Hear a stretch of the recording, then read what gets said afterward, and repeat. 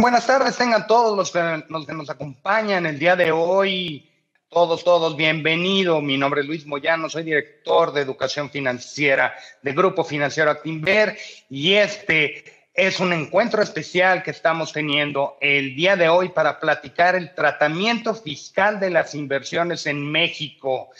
Definitivamente un tema por mucho, muy interesante que todos deberíamos de saber, un tema muy complejo también, y para ello tenemos a tres grandes exponentes que nos van a ampliar nuestro conocimiento sobre el tratamiento fiscal.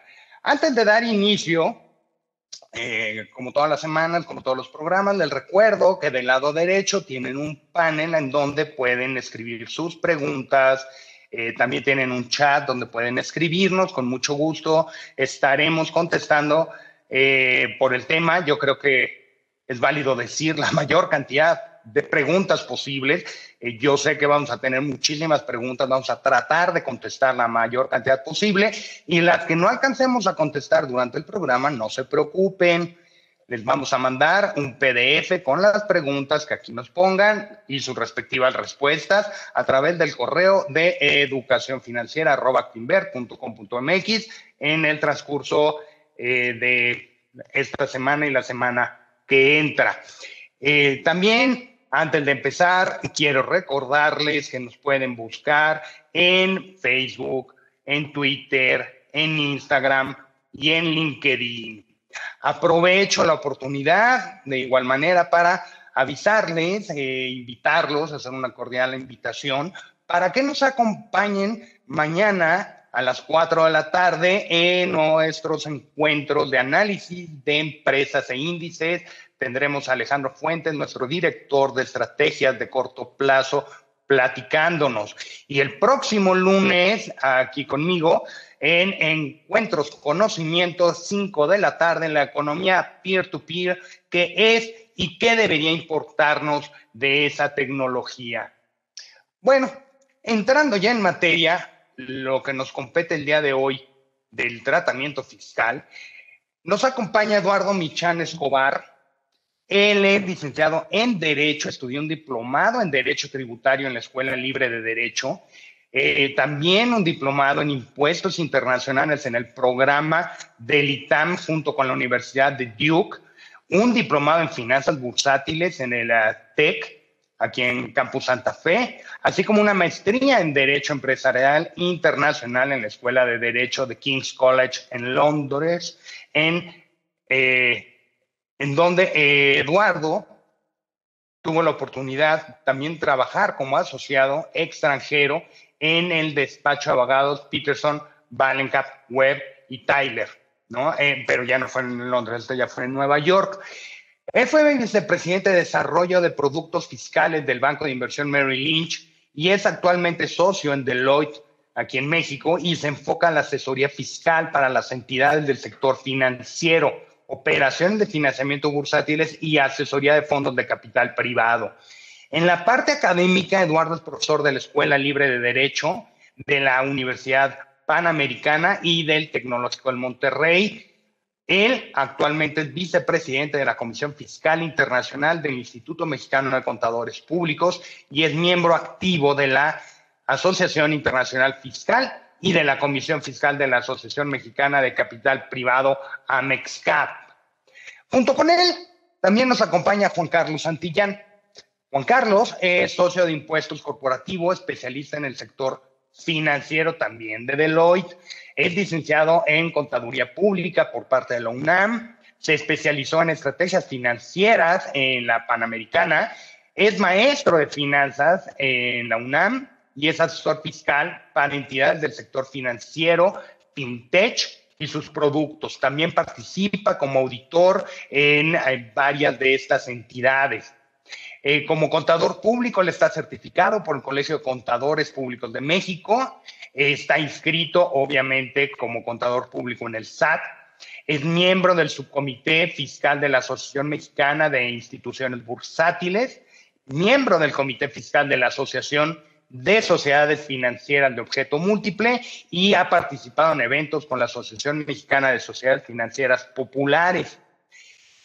Y en tercer lugar, también nos acompaña hoy Jorge Sánchez, licenciado en Contaduría por la Universidad Nacional Autónoma de México. Es contador público certificado con especialidad en fiscal por el Instituto Mexicano de Contadores Públicos, presidente de la Academia de Estudios Fiscales de Contaduría Pública y también socio líder de impuestos y servicios legales por México y Centroamérica de Deloitte. Agradecemos yo personalmente a nombre de Actinver, de todo el público que amablemente nos acompaña el día de hoy. Yo les agradezco a los tres, Eduardo, Jorge y Juan Carlos, yo les agradezco muchísimo que nos acompañen y que nos regalen esta plática acerca del tratamiento fiscal de las inversiones en nuestro país.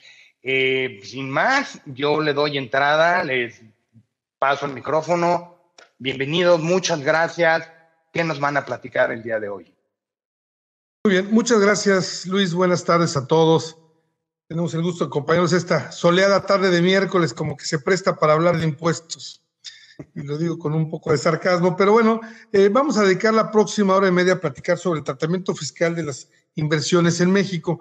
Y eso se vuelve muy relevante ante la actual situación que estamos viviendo, no solo en México, sino en el mundo. Esto es, la pandemia, la crisis sanitaria nos ha traído, a nosotros nos ha caído sobre otras pandemias que tenemos acumuladas y concretamente en materia económica. Y pues cada vez nos encontramos a gobiernos en lo general y en el particular el nuestro más necesitados de recursos para enfrentar estas pandemias y particularmente la pandemia del COVID-19. Y pues ante la necesidad de recursos del gobierno, también las empresas pues cada vez buscan eficientar y las personas eficientar sus cargas fiscales. Entonces nos encontramos viviendo una situación importante donde además hay otros factores que se encuentran coadyuvando a estas situaciones. O sea, vemos que México ya se ha incorporado finalmente, y platicaremos más adelante con más detalle, a los convenios para intercambio de información. México, los gobiernos mexicanos reciben información de prácticamente todos los gobiernos del mundo, al igual que muchos otros gobiernos.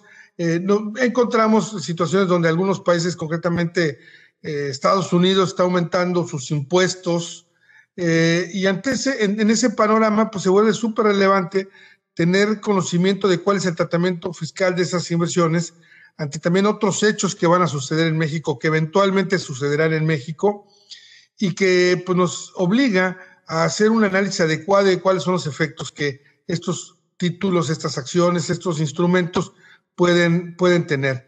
No vaya a ser que por tomar medidas precipitadas o por querer ahorrar algún impuesto en México vaya siendo que nos sale más caro el tener que tributar en algún otro lugar o igual de caro, y no lograremos el efecto que estamos buscando. Entonces, si me ayudan con la presentación, y esto se vuelve también, gracias, y también se vuelve relevante ante algunos aspectos que escuchamos mucho en los últimos días. Si podemos avanzar, por favor, con algunas iniciativas que buscan ayudar a contribuir al incrementar la recaudación por parte del gobierno, y que tienen muy preocupados a muchas personas o a todas las personas en este país, y que tiene que ver con impuesto a las herencias, legados y donativos. Simplemente mencionar que no hay en este momento una iniciativa firme que proponga gravar las herencias, los donativos o los legados. No la hay. Sin embargo, es importante también tener presente que que ya se viene proponiendo este tipo de impuestos desde hace algún tiempo, y por diversas razones no ha sido aprobado.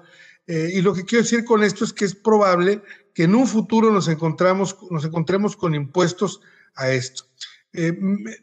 La mayor parte de los países miembros de la OCDE ya graban a las herencias, graban los legados y los donativos, y ya hace varios años que la OCDE ha insistido a México para que instaure un impuesto de este tipo. No es algo que esté surgiendo nuevo en este gobierno, aunque sí es cierto que parecería que es mucho más fácil que suceda en un gobierno como el actual, que los pasados, pero no es una iniciativa nueva y no es una iniciativa que surge del gobierno nada más, sino, insisto, el resultado de las recomendaciones que están haciendo organismos mundiales para aumentar la recaudación de los gobiernos y particularmente en México. Entonces, si bien, insisto, no existe en este momento un gravamen propuesto formalmente, pues también es posible que sí lo tengamos en un futuro inmediato y estemos enfrentando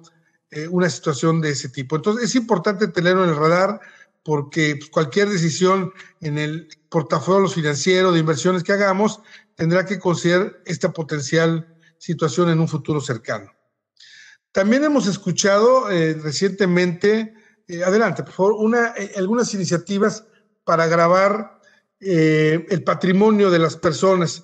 Y otra vez, tampoco es aunque está surgiendo y se ha escuchado que como iniciativa de algunos legisladores del gobierno actual, también es cierto que ellos lo que están haciendo es recoger lo que está pasando ya en otros países. Esta tampoco es una propuesta exclusiva de México, ya en algunos países empiezan a concretarse este tipo de gravámenes. Argentina ya lo instauró y son muy parecidos. Incluso algunos organismos internacionales han propuesto a nivel mundial este gravamen para contar con recursos suficientes para enfrentar la pandemia. Entonces, se ha hablado y otra vez sigue siendo todavía una idea, no hay una iniciativa formal presentada, pero que puede llegar a gravar hasta del 2 al 3.5% del patrimonio de las personas a partir de ciertos montos.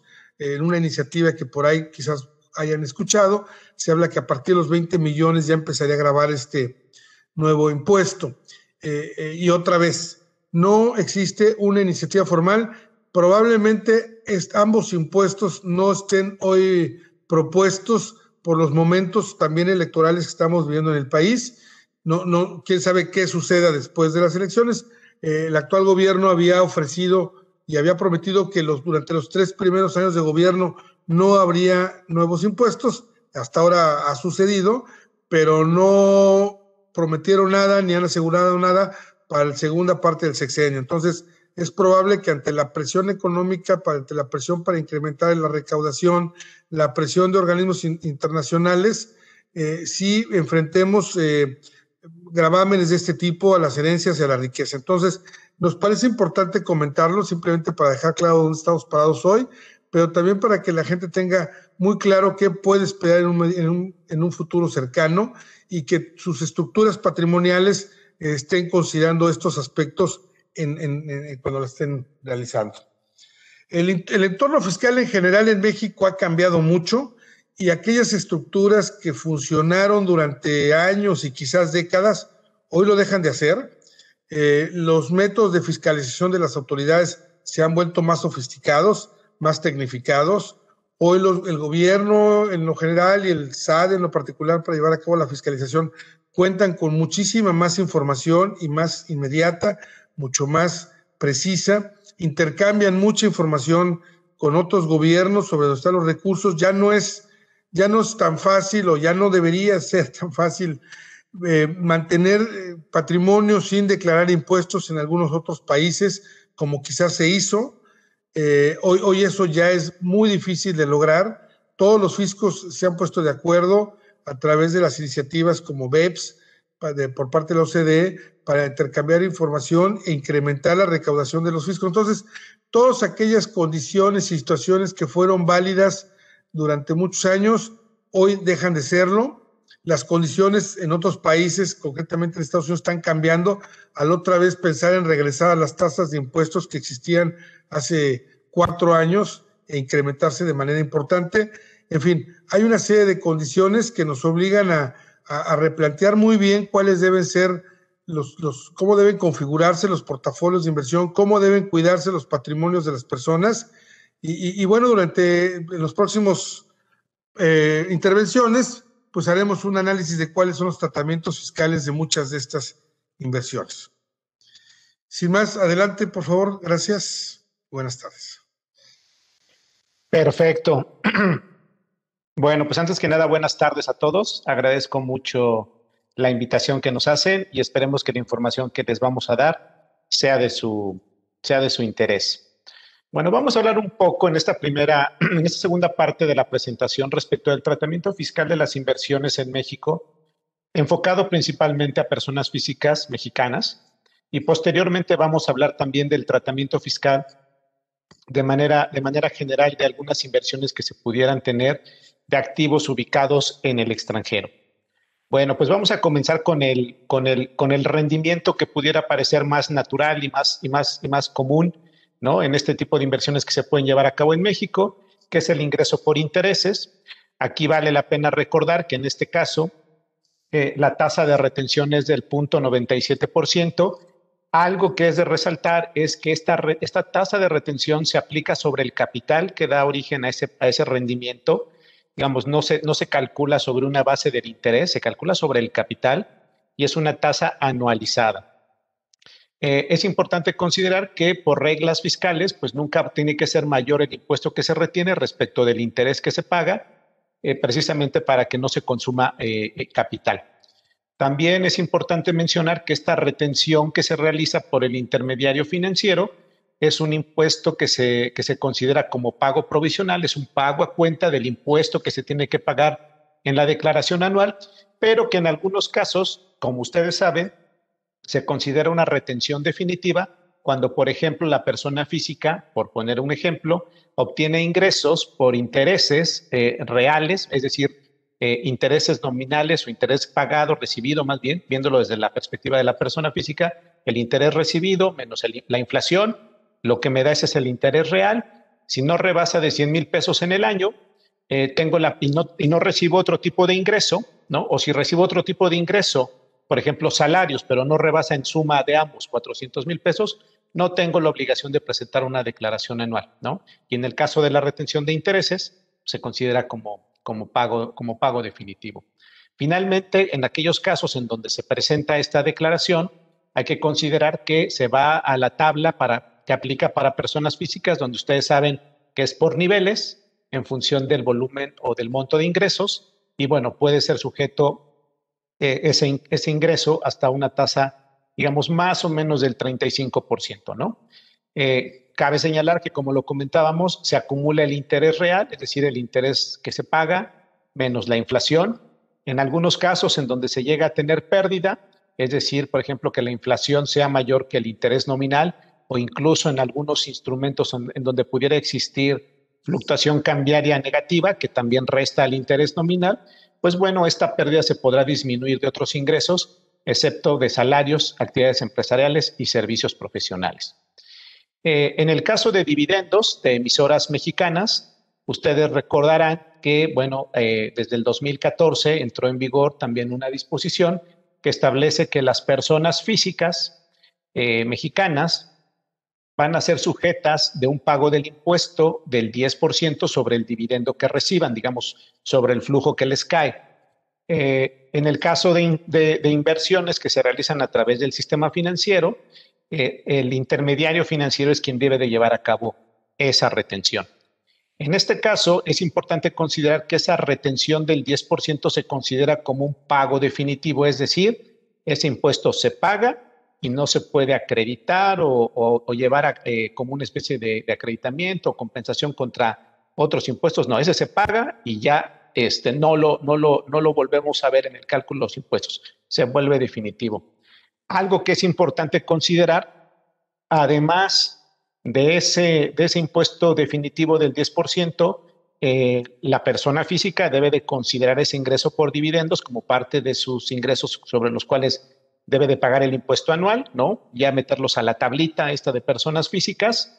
Se permite también la posibilidad de acreditar el impuesto que en su momento la empresa que le está pagando el dividendo, ese impuesto que pagó al fisco del 30% sobre su base fiscal, se permite el acreditamiento a la persona física, siempre y cuando también acumule ese impuesto, ¿no? Para, digamos, acumular el ingreso bruto y poder llevar a cabo ese acreditamiento.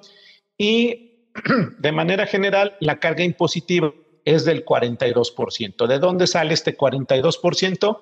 En términos muy generales, si tuviéramos un dividendo de 100, ¿no? vamos a tener un ingreso de 100 sobre el cual se paga el 35%, pensando que nos vamos a la tarifa máxima, y después viene sobre ese neto la retención del 10%, que se convierte más o menos en un 7%, por eso la suma de 35 más 7 pues da los 42. En el caso de enajenaciones de acciones en bolsa, en el mercado, perdón, ahí sí cabe señalar que recordarán ustedes que hace todavía algunos años, ¿no? Antes del 2014, si mal no recuerdo, el ingreso que se obtenía por la enajenación de acciones en bolsa estaba exenta. En este año se cambia y lo que establece es todavía un tratamiento preferencial en el sentido de que no se paga un impuesto, como lo hemos visto en los dos conceptos anteriores, a una tasa del 35%. Se paga una tasa disminuida del 10% sobre la ganancia que se obtenga. Entonces, ese impuesto de alguna manera se paga por parte de la persona física. Aquí el intermediario no tiene la obligación de llevar a cabo una retención, es ya directamente la persona física quien recaba sus constancias, ve cuánto tuvo de utilidades, de pérdidas, hace la cuenta y sobre el neto paga ese 10%. Este impuesto se entera en conjunto con la declaración anual de la persona física, que ustedes saben, estamos por presentarla aquí en abril, con una extensión que se dio para mayo, y bueno, se permite también ahí el neteo de las pérdidas que se obtengan de las diferentes inversiones que pueda tener la persona física. Es importante señalar también que si desafortunadamente las pérdidas son mayores que las utilidades en este tipo de inversiones, la ley permite que se puedan amortizar esas pérdidas que no pude, digamos que excedieron en algún ejercicio respecto de las utilidades, las pueda yo tomar para disminuir las de utilidades futuras de los próximos 10 años. Si me apoyan con la siguiente, por favor. Perfecto. Para otro tipo de inversionistas también que, por ejemplo, les gusta ahí ver el tema de los ETFs, ustedes recordarán que hay ETFs mexicanos, ¿no? que son de deuda, y hay ETFs que son de renta variable. En el caso de los ETFs de deuda se sigue la misma mecánica del 0.97%, que es la tasa sobre la cual se determina la retención, que ya platicábamos, es sobre el capital invertido.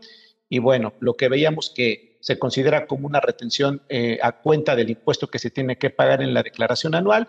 Y bueno, todo lo que ya habíamos visto, ¿no? La persona física debe de acumular el interés real en su declaración anual, puede llegar hasta el 35%, puede existir pérdida, que esa se puede llevar como disminuible contra otros conceptos, excepto salarios, actividades empresariales y servicios profesionales.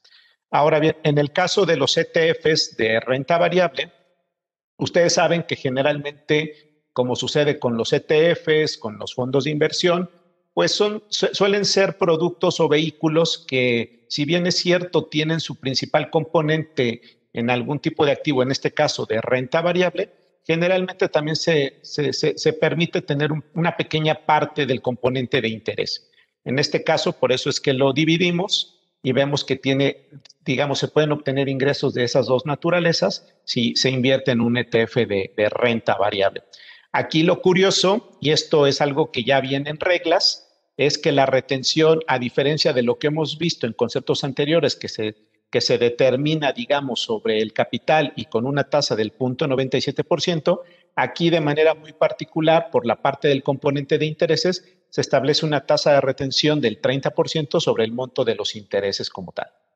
Hay que considerar también que al tratarse de activos de renta variable, que son acciones, pueden existir también dividendos que paguen las emisoras y aplica también el 10% sobre dividendos, ¿no? Las retenciones por estos conceptos se consideran pago definitivo, pero también tenemos que tomar en cuenta que yo puedo tener algún ingreso por la ganancia que obtenga al comparar precios de venta contra precios de compra en la venta de estos ETFs. Entonces, aquí también hay un tratamiento ya particular sobre la ganancia, que también se paga un impuesto definitivo del 10%. Esto se calcula ya en la declaración anual. Y bueno, también si tienen pérdidas, pues se llevan en los siguientes 10 años, ¿no? En el caso de dividendos, como ya lo platicábamos también, pues tengo que acumularlo al final de cuentas en mi declaración anual y tengo que pagar en su caso hasta el 35%, dependiendo en qué lugar de la tabla caiga, y bueno, con la posibilidad de acreditar el impuesto corporativo pagado por la emisora. La siguiente, por favor.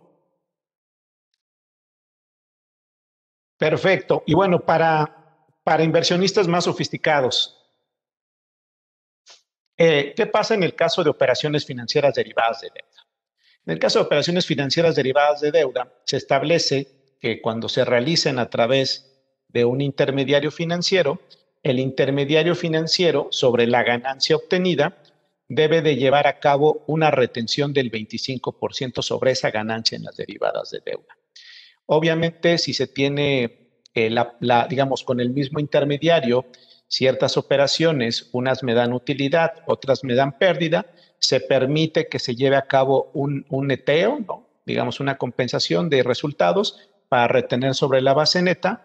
Y bueno, en este caso, esa retención que se realiza por parte del intermediario se considera un pago a cuenta del impuesto anual. Es decir, que tenemos que considerar esos ingresos en el cálculo que hacemos y que vamos a presentar ahorita en abril, mayo, desde nuestra declaración anual para pagar el impuesto conforme a lo que nos arroje el nivel de la tabla en el que nos ubiquemos.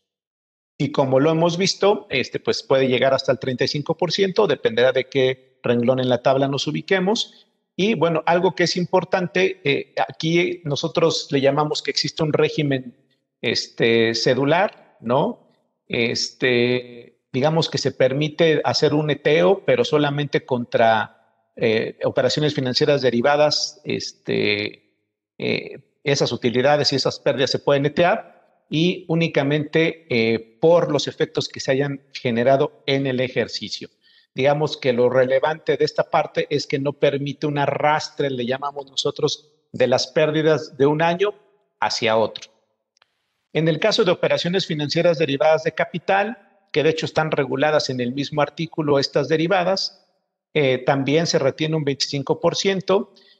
Cabe señalar que cuando se realizan estas operaciones financieras derivadas, y perdón, aquí una precisión importante, estoy hablando de operaciones financieras derivadas de capital que no están referidas a acciones. Un caso muy concreto puede ser una operación financiera derivada de tipo de cambio, que no es de acciones y que para efectos fiscales se considera como de capital, ¿no? Curiosamente, porque generalmente cuando hablamos de fluctuación cambiaria, todo el mundo conceptualiza, y así está para el tratamiento de otros productos, que eso es interés, pero para efectos de derivadas no. Para efectos de derivadas es de capital. Entonces, lo que se permite igual es la posibilidad de compensar resultados, la retención se considera, perdón, aquí no hay aquí la retención se considera como parte de la retención que se considera un pago provisional, un pago a cuenta del impuesto anual, y cuando se realiza en mercados reconocidos, ¿no? Por ejemplo, en Mexder o en algún mercado de este tipo, el intermediario financiero no tiene la obligación de llevar a cabo una retención, ¿no? Y en ese caso, pues obviamente no habría retención, pero ojo, eso no implica que no deba de considerarse esa ganancia que hayamos obtenido como parte de los ingresos que al cierre del ejercicio debo de considerar como parte de los ingresos por los que debo de pagar impuesto y llevarlos a la tablita de personas físicas, ¿no? Con lo cual se puede convertir también en un pago de una tasa hasta del 35% de impuesto, y lo que veíamos anteriormente en relación a las pérdidas, que solo se permite el neteo a nivel de los resultados del propio ejercicio. ¿Qué pasa con las derivadas referidas a acciones? En el caso de las derivadas referidas a acciones, lo que sucede ahí es que le da el mismo tratamiento fiscal, es la ley fiscal, el mismo tratamiento que le da a lo que se le daría a la venta de una acción en directo. Y por lo tanto, les da su tratamiento en una cajita particular, y lo que establece es que se va a pagar un impuesto definitivo del 10% sobre la ganancia. ¿Se acuerdan que hace unos minutos les comentaba yo este tema de que la venta de acciones hace años estaba exenta, ahora no, tiene un tratamiento, una tasa preferencial del 10%, pues va a aplicar lo mismo, es decir, se va a tener que pagar un impuesto, no en este caso que se manda a la tabla y que puede llegar hasta el 35%, en este caso del 10% que se convierte en definitivo. igual se puede llevar a cabo la amortización de pérdidas y cabe señalar que digamos, este resultado que se obtenga por operaciones financieras derivadas referidas a acciones se puede netear también con las utilidades que obtenga, con los resultados que obtenga por la venta de acciones en directo, por la venta de ETFs de renta variable nacional. En fin, digamos que trata de la ley fiscal de que determines un resultado neto sobre conceptos, sobre ingresos que considera que tienen la misma naturaleza. La que sigue, por favor. Ok, vamos a entrar a un tema que al principio, cuando entró en vigor este esquema que existe actualmente, la verdad es que causaba muchas dudas y ahorita les explico por qué. Y me parece que desde el punto de vista, digamos, del intermediario, el tema de los fondos de inversión es el que reviste mayor complejidad para poder transparentar los efectos hacia los inversionistas y poder determinar el impuesto. Son procedimientos complicados, complejos, sofisticados, y ahorita les explico por qué. Un fondo de inversión es un vehículo simplemente que para efectos fiscales es transparente, ¿no? Y digamos transparente entre comillas. ¿Y por qué digo transparente entre comillas? Porque lo que busca el fondo de inversión o lo que busca el régimen fiscal de los fondos de inversión es que si yo obtuve un incremento en el valor de la acción del fondo de un día respecto de otro, yo pueda descomponer ese ingreso que se obtuvo en los diferentes componentes de la cartera que tiene ese fondo. En el caso de renta variable resulta un poquito más sencillo porque todo lo que tiene es interés. Entonces, el diferencial de un día respecto de otro en el incremento en el valor de la acción del fondo, pues es interés. Y de hecho ahí se realiza el cálculo del interés real para mostrarle a los clientes ya en su constancia el importe que debe de acumular por concepto de su inversión en fondos de instrumentos de deuda. Y digo que más o menos transparente porque el fondo sí de alguna manera determina una retención que disminuye el rendimiento, pero que también se informa en la constancia que se les entrega a los clientes para que puedan acumular ese ingreso real, ese interés real, pero también puedan acreditar el impuesto que en algún momento el fondo de inversión les retuvo y enteró al SAT. Entonces, para que solo se entere en su caso el neto, la diferencia, ¿no? Digamos, de haber mandado a las tablas de las personas físicas este ingreso, me da un impuesto a cargo, le disminuyo el impuesto que me retuvieron, que está plasmado en mi constancia, y ya sea que me dé un impuesto a pagar o un impuesto a favor, pero ya dependerá, digamos, de la situación particular. El reto en este tipo de inversiones es, digamos, transparentar los efectos. Ya para terminar la parte de deuda, de fondos de deuda, como lo comentábamos, esto se manda a las tablas, el concepto de ingreso, el ingreso por concepto de intereses, que puede llegar hasta el 35, igual se acumula sobre bases reales y lo que ya hemos platicado de las pérdidas. ¿Qué pasa en el tema de los fondos de inversión en instrumentos de renta variable? Allí la complejidad sí es importante. ¿Por qué? Porque un fondo de instrumentos de deuda solo invierte en intereses, pero el de renta variable puede invertir de entrada un cachito en intereses, ¿no? En instrumentos de deuda o por lo menos la chequera que tiene. Puede invertir en acciones, puede invertir en fibras, puede invertir o puede tener celebrados derivados, ¿no? Puede tener ETFs, puede tener incluso títulos del extranjero. Entonces, el reto ahí es transparentar todos esos tipos de ingresos que pudieras tener por la estrategia de inversión que sigue el fondo de inversión, que a mí me parece que la verdad es que algunos son muy diversificados. Ya veían ustedes ahorita al inicio de la presentación, ¿no? Lo que les ofrecía Actinver. Pero bueno, el punto aquí es que lo que ustedes van a ver en su constancia cuando invierten en fondos de inversión de renta variable, van a ser una serie de conceptos dependiendo del fondo en el que estén. A lo mejor van a ver ingreso por dividendos tanto, ingreso por fibras, tanto, ingreso por intereses, tanto, ingresos por dividendos, tanto. Y además van a tener que determinar, o se determina más bien, la ganancia o la pérdida por la venta de acciones, porque también trae un componente de acciones, ¿no? Entonces, el punto que luego surge aquí es, oye, pero me estás diciendo que tengo un ingreso por dividendos, pero yo nunca vi ese dividendo. El punto es que más bien fue lo que hizo que el valor de la acción del fondo de inversión incrementara y por lo tanto tú lo ves o lo vas a ver monetizado hasta que vendas la acción, pero el ingreso ya está ahí a través del incremento que tuvo el valor de la acción del fondo. Eso era lo que causaba mucha crisis al principio.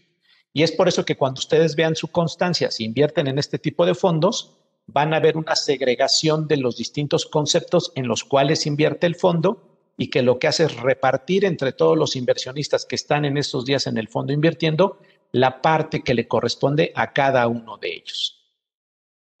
De manera general, aquí lo que platicábamos también, igual por la parte de lo que es la inversión en acciones, se genera una ganancia o pérdida al momento de la venta del fondo, de las acciones del fondo. El fondo puede estar vendiendo, comprando, teniendo posición ahí en directo en acciones, pero hasta que ustedes no venden, ustedes inversionistas no venden la acción del fondo de inversión de renta variable, hasta ese momento se detona el ingreso, ¿no? Lo cual también, crean, es una complejidad importante al momento de determinar estos efectos por lo ya comentado anteriormente, ¿no? Igual, como lo hemos visto anteriormente, se paga un impuesto definitivo sobre el 10%, la tasa del 10%, que lo que busca es igual darle el tratamiento de acciones, ¿no? Está transparentando la inversión en acciones que tiene el fondo hacia el inversionista y respeta el régimen del 10%. Y lo que hemos visto, se puede llevar a cabo el neteo. Si tengo pérdidas que exceden a mis ingresos, se va a poder amortizar hasta en los 10 años siguientes. La que sigue, por favor. Bueno, en el caso de los SECADES, ¿no? También ahí, por ejemplo, puede haber SECADES que tienen distintos tipos de ingreso, que pueden generar distinto tipo de ingreso, pueden ser acciones, hasta ingresos por servicios que pueden tener ahí el SECADE, también intereses, dividendos, y se establece ahí una retención que se debe de llevar a cabo, ¿no? Y también se manda tablas, digamos, en este caso, la ganancia que se pueda tener por la venta del SECADE y se paga el impuesto a nivel anual conforme a la aplicación de la tarifa, ¿no? Aquí lo importante, como lo hemos visto también, que sucede en la mayor parte, si no puedo decir en la casi totalidad de los instrumentos, el impuesto se materializa en el momento del flujo, ¿no? Hasta que se monetiza como tal. En el caso de fibras, por ejemplo, si invierten directamente en fibras, ustedes saben que las fibras lo que hacen es invertir en ciertos inmuebles y lo que obtienen son ingresos por rentas. Se establece que el intermediario, cuando la fibra hace una distribución de ese resultado fiscal, que prácticamente, digamos, es la utilidad que puede distribuir la fibra, pues haga una retención del 30% sobre ese resultado fiscal, ¿no? Se establecen otros supuestos también para cuando hay retención, que no vale la pena ahorita comentarlo tan a detalle porque es un caso muy particular, ¿no? Pero también es importante comentar, ese sí, que hoy en día las disposiciones fiscales prevén que la ganancia que se obtenga por la enajenación del certificado de la fibra, como sucedía anteriormente con las acciones que les platicaba, hoy en día continúa exenta para las personas físicas, ¿no?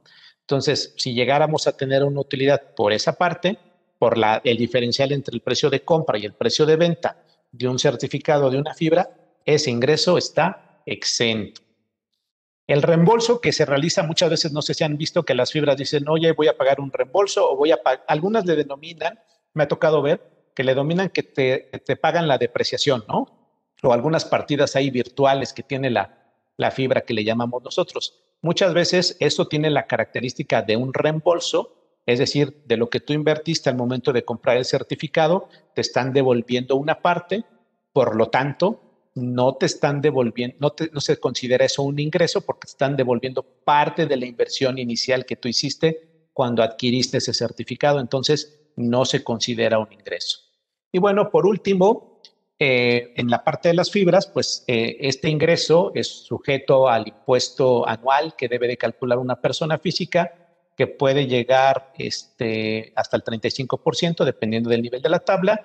La retención realizada por el intermediario se puede acreditar, y es importante señalar, para efectos, digamos, un poquito ya más técnicos, que el ingreso que se obtiene por parte de las fibras, este resultado fiscal, esta utilidad que les distribuye las fibras, se consideran ingresos por arrendamiento.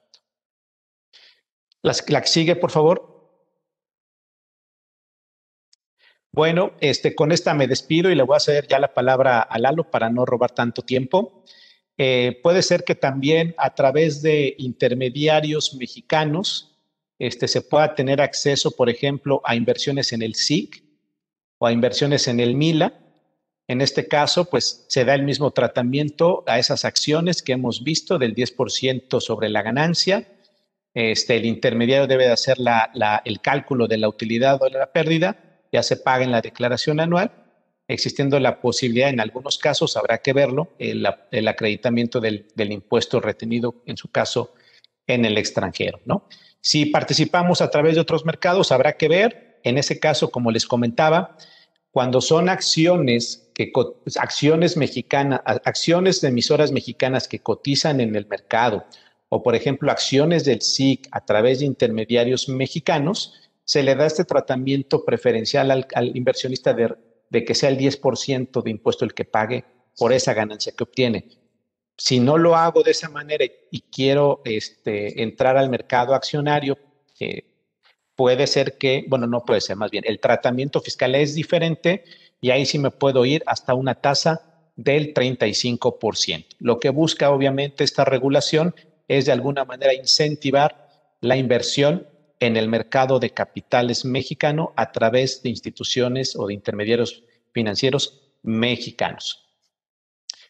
Bueno, sin más, Lalo, te cedo la palabra. Muchas gracias, muy buenas tardes a todos. Yo les voy a platicar de la parte internacional de cuando un inversionista mexicano quiere diversificar el riesgo e invertir en otros países. Para esto es importante señalar que una persona física mexicana, bajo la ley del impuesto de la renta actual, está grabada en México por todos sus ingresos, independientemente de dónde los obtenga. Es decir, si un inversionista mexicano invierte en acciones en Estados Unidos, en bonos en Europa, en inmuebles en Nueva Zelanda y obtiene rendimientos por sus inversiones, tiene que pagar impuestos sobre la renta en México. Puede ser que en los otros países exista alguna potencial retención o impuesto a pagar. Normalmente estos impuestos o retenciones pueden disminuirse bajo los tratados para evitar la doble tributación que tiene celebrados México. Hay más de 60 tratados celebrados con las economías más importantes del mundo. Entonces, si la tasa de retención bajo la ley, digamos, de Bélgica o de Luxemburgo es del 30%, a lo mejor con este tratado que tiene celebrado México, esa tasa disminuiría al 10%, ¿no? Y además de eso, nuestra ley mexicana prevé la posibilidad del acreditamiento del impuesto pagado en el extranjero en ciertos casos. Déjenme poner un ejemplo muy sencillo. Supongamos que una persona física invierte en Estados Unidos y obtiene un ingreso de 100 pesos. Esos 100 pesos, en principio, para la persona física van a estar grabados de manera general al 35%. Pero resulta que por esos 100 pesos la persona física fue sujeta de retención en Estados Unidos al 10%. Es decir, le entregaron netos 90, el ingreso para efectos mexicanos es de 100, el inversionista mexicano hace su cálculo, tiene que pagarle 35 pesos de impuestos al fisco mexicano, pero como ya pagó 10 en Estados Unidos, los va a poder acreditar contra el impuesto mexicano, de tal manera que nada más terminaría pagando 25 en México, es decir, 10 en el otro país y 25 en México. Con esto se logra que si esta persona hubiera invertido todo en México, hubiera pagado 35. Si invierte fuera de México, el resultado debe de ser el mismo, únicamente que con una división de la carga tributaria entre los dos países, el de inversión y en el que es residente esta persona, que en este caso sería México.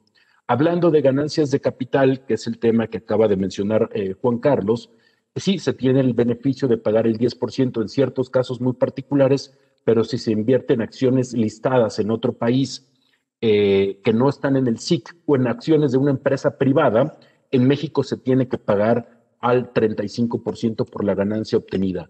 Puede ser que el otro país tenga una retención en ganancias de capital.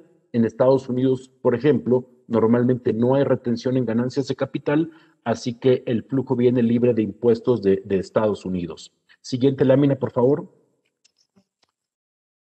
Muchas gracias. Ahora bien, ¿qué pasa si el inversionista mexicano invierte en acciones en el extranjero y obtiene un ingreso por dividendos?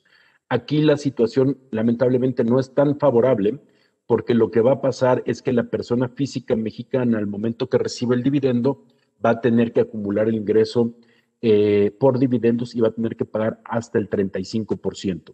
Sin embargo, a diferencia de lo que pasa con una sociedad mexicana donde se acredita el 30% que explicó Juan Carlos hace un momento, la ley mexicana no prevé la posibilidad para una persona física mexicana del acreditamiento del impuesto pagado en el extranjero. Si ahorita se invierte en una sociedad americana, por ejemplo, y en Estados Unidos, como probablemente sepan, la tasa ahorita es del 21%, la tasa corporativa. Si se paga ese 21% en Estados Unidos, ese impuesto no es acreditable para una persona física mexicana, de tal manera que va a tener que pagar el 35% en México y el 21% su vehículo lo pagaría en Estados Unidos. Esto es diferente a una persona moral mexicana. Las personas morales mexicanas sí pueden acreditar el impuesto pagado por una subsidiaria extranjera siempre y cuando se cumplen con ciertos requisitos. Regresando al tema de la persona física, va a pagar ese 35% y además va a pagar un 10% adicional para equiparar con el dividendo de personas morales mexicanas. La ley también establece esta carga para inversiones y que se obtengan ingresos por dividendos de sociedades extranjeras. De tal manera que si la inversión es en Estados Unidos, la carga tributaria es muy alta porque se termina pagando 21% de impuesto federal en Estados Unidos, más en su caso impuestos estatales, el 35% del impuesto mexicano, más el 10% de la tasa adicional. Te lleva a una tasa del 60 y tantos %, dependiendo de los impuestos estatales en su caso. Si la inversión en acciones extranjeras se hace a través de un intermediario mexicano, este 10% adicional lo paga, lo retiene el intermediario financiero. De lo contrario, es directamente la persona física que tiene que ir y pagar el impuesto correspondiente. Entonces, en cuanto a dividendos, es una carga muy alta y se tiene que definir cuál es la mejor estructura en su caso de inversión. Pasamos a la siguiente lámina, por favor. ¿Qué pasa si el inversionista mexicano compra títulos de deuda extranjeros? Bonos corporativos, bonos gubernamentales de otro país, de Estados Unidos o en Europa. También lo que va a pasar es que va a estar grabado esta persona física hasta el 35%, con la particularidad que va a poder tomar en cuenta la inflación mexicana. Es decir, lo que se acumula es el interés real. Déjenme pongo un ejemplo muy sencillo. Imaginemos que la tasa de interés del título es del 10%, la inflación en México es del 4%, ese diferencial de 6% es el que va a acumular la persona física mexicana y que va a pagar hasta el 35% en México. El 35%, como probablemente sepan, es la tasa que aplica a una persona física cuando tiene ingresos de más de 3 millones de pesos al año. Ahora bien, si en el otro país hubo una retención por los intereses que pagó ese título, esa retención en principio sería acreditable contra el impuesto que el mexicano paga aquí en México. Y con eso se evitaría la doble tributación. Si la compra del instrumento de deuda se hizo a través de un intermediario financiero, además vendría esta retención del 0.97% sobre el monto del capital, algo similar a lo que se mencionó en cuanto a inversiones en México, con la particularidad, y creo que aquí vale la pena aclarar, cuando hay retenciones en México como este 0.97, en muchos casos esa retención no significa que esa es la carga final de la persona física. Es una retención que es parte del impuesto que se tiene que pagar, pero la persona física tiene que acumular y dependiendo del ingreso y dependiendo del régimen va a tributar probablemente hasta el 35%. En este caso sería así y tendría dos acreditamientos, es decir, puede restar dos conceptos: el impuesto pagado en Estados Unidos y el impuesto, en su caso, retenido por el intermediario financiero, para llegar de todas maneras a una carga tributaria total del 35%. La particularidad que tiene esto, que probablemente algunos de ustedes ya lo hayan visto en sus inversiones, es que se tributa sobre el interés real, ¿no? Es decir, la inflación se reduce, se descuenta de la tasa del interés nominal. Siguiente lámina, por favor. Ahora, estos son temas que se vuelven relevantes con la reforma que se dio, la reforma fiscal del 2020 y con algunos artículos que entraron en vigor en el 2021.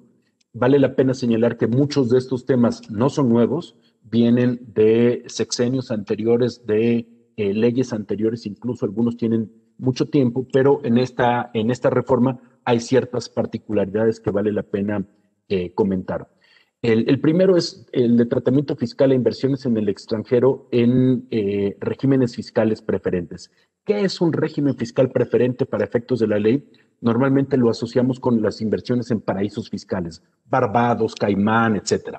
En realidad, para efectos de la ley del ISR, un refipre es cuando la tasa que se paga en el otro país es menor al 75% de la tasa del contribuyente mexicano. De tal manera que si es una persona moral, en un país donde se pague una tasa menor del 22.5%, ya se considera un refipre. Si es una persona física que tributa el 35%, el 75% del 35% será el 26.25%. ¿Qué pasa si un mexicano tiene una inversión en un país donde la tasa es menor al 22.5%? Pongamos como ejemplo ahorita Estados Unidos, que tiene el 21%, como lo mencionaba, aunque puede haber impuestos estatales que nos sacarían. En el Reino Unido, que es del 19%, y muchos países tienen tasas menores del 20%, por ahí. ¿Cuáles son los dos temas principales que tiene que considerar la persona física mexicana que hace una inversión así? El primero es que tiene que reconocer los ingresos aun cuando no los haya recibido. Este régimen es para evitar precisamente el diferimiento en el reconocimiento del impuesto mexicano. Porque ¿qué es lo que pasaba antes? El inversionista mexicano creaba su sociedad en Caimán, de ahí invertía por todo el mundo, los rendimientos los recibía la entidad de Caimán, y como la persona física mexicana no recibía directamente ningún ingreso, no había ningún dividendo de la sociedad de Caimán, pues no tenía que pagar impuestos en México. Esto cambió hace mucho tiempo, y lo que se dice es, oye, si tú como mexicano tienes esa sociedad en Caimán que no paga impuestos o los paga a una tasa relativamente baja, entonces aun y cuando no te distribuya los ingresos, tú como mexicano los tienes que acumular y pagar el 35% aquí en México. Ese es el primer efecto. Y el segundo es la obligación de presentar una declaración informativa ante el SAT cada año, para decirle al SAT, sabes que tengo estas inversiones en estos países y eso es lo que estoy ganando. El tema relevante aquí es que si no se presenta esta declaración, es posible tener una sanción penal, una sanción de 3 meses a 3 años de prisión. Ahora bien, esto no aplica en todos los casos que un mexicano invierte fuera de México. Tiene que ser nada más cuando la tasa en el otro país es baja, y hay ciertas excepciones. Por ejemplo, una persona física mexicana no va a tener que tributar aquí si no tiene el control de la entidad extranjera. Entonces, si el inversionista mexicano invierte en un fondo de Caimán que tiene una tasa del 5% de impuesto, pero resulta que su inversión es del 1% en Caimán, pues el inversionista mexicano en principio no va a caer en este régimen, no tiene por qué acumular de manera anticipada esto. Puede ser, en ciertos casos, que tenga que presentar la declaración informativa. Eso se tiene que analizar en cada caso particular. Es decir, a lo mejor no tributas aquí y en su caso vas a tributar como mexicano cuando efectivamente recibas el dividendo o las utilidades de tu inversión en el extranjero, y la declaración informativa puede ser que la tengas que presentar. Va a depender de cada caso.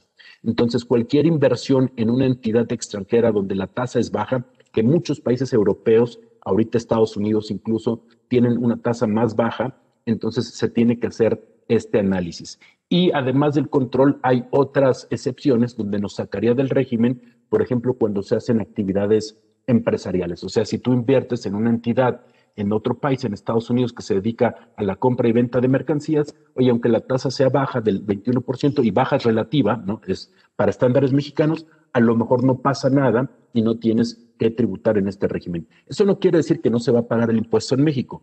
Lo que va a pasar es que el impuesto se va a pagar en el momento en el que efectivamente se reciba el dividendo por la sociedad mexicana.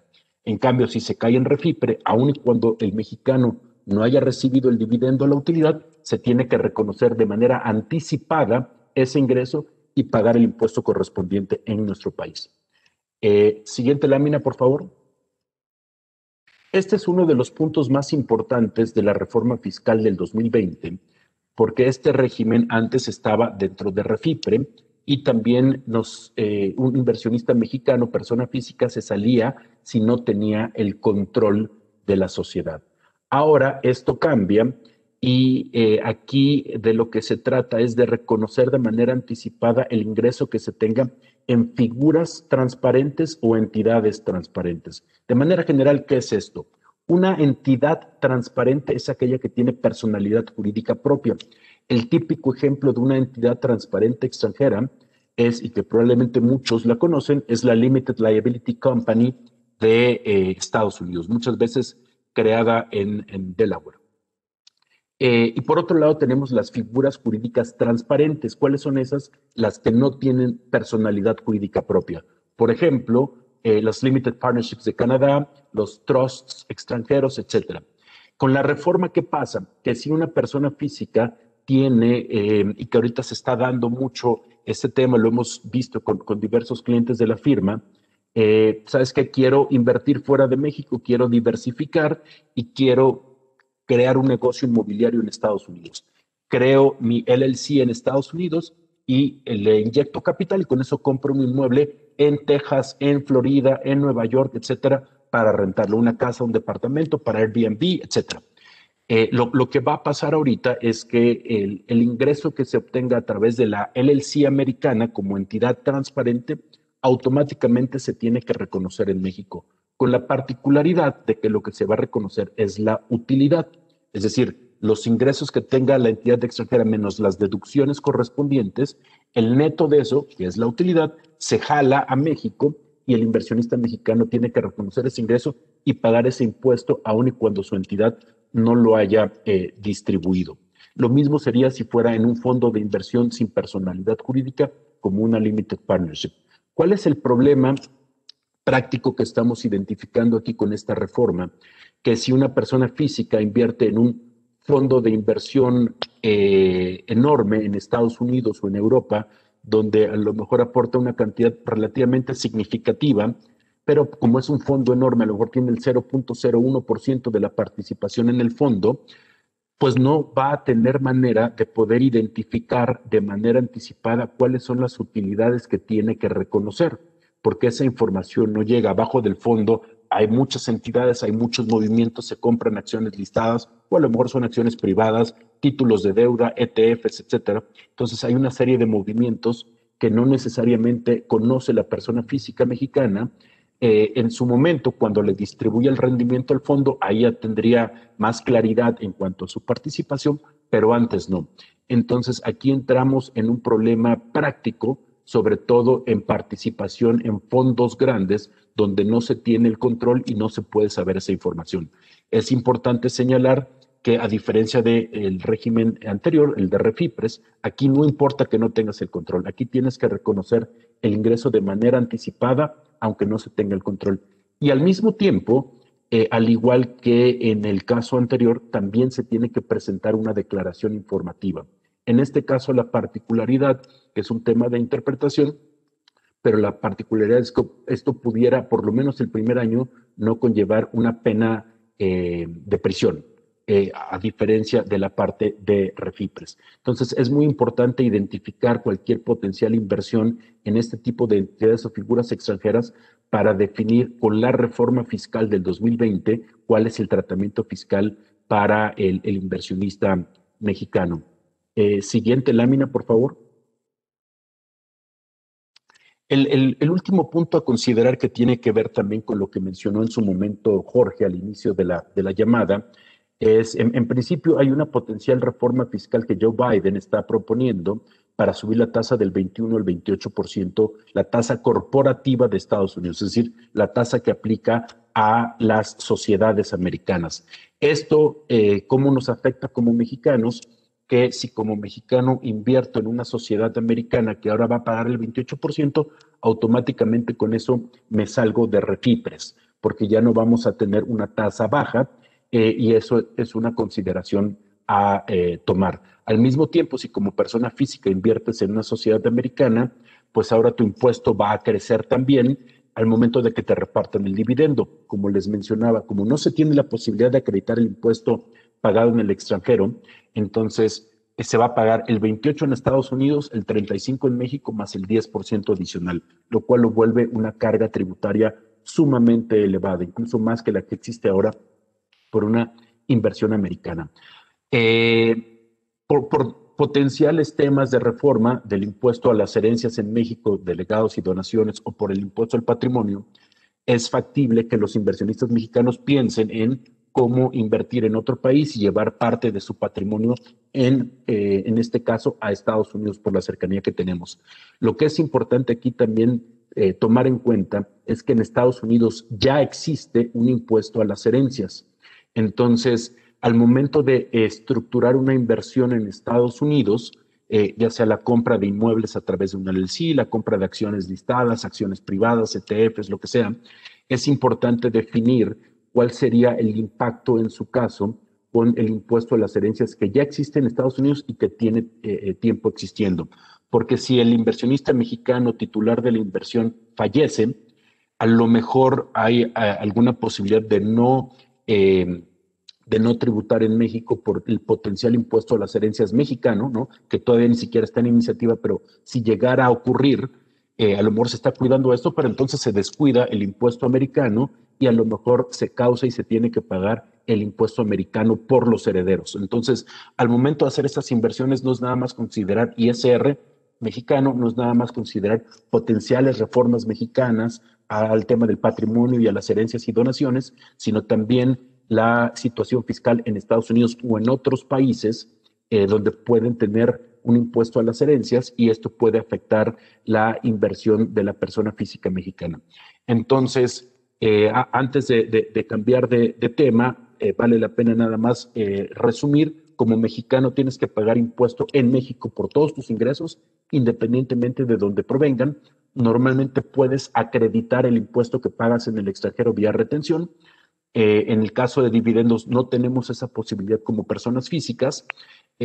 Al estructurar inversiones fuera de México se tiene que ver en qué es la inversión, si es en una entidad que está en un país con una tasa de imposición baja, porque entonces podemos caer en refipres con la obligación de anticipar el ingreso y de presentar la declaración informativa con la pena de prisión en caso de no hacerlo, o en entidades o figuras transparentes donde también se tiene que reconocer el ingreso aun y cuando no se tenga el control, y con la posibilidad también o la potencial obligación de presentar la declaración informativa. Y al estructurar eso también hay que considerar los efectos fiscales en el otro país, ¿no? Con esto me detengo, le cedo la palabra otra vez a Juan Carlos para platicar el tema siguiente. Perfecto. Bueno, pues vamos a platicar de algunas obligaciones fiscales que nosotros le llamamos novedosas. Verán ustedes a continuación por qué. La que sigue, por favor. La primera de la que vamos a hablar es de los esquemas reportables. ¿Qué sucede?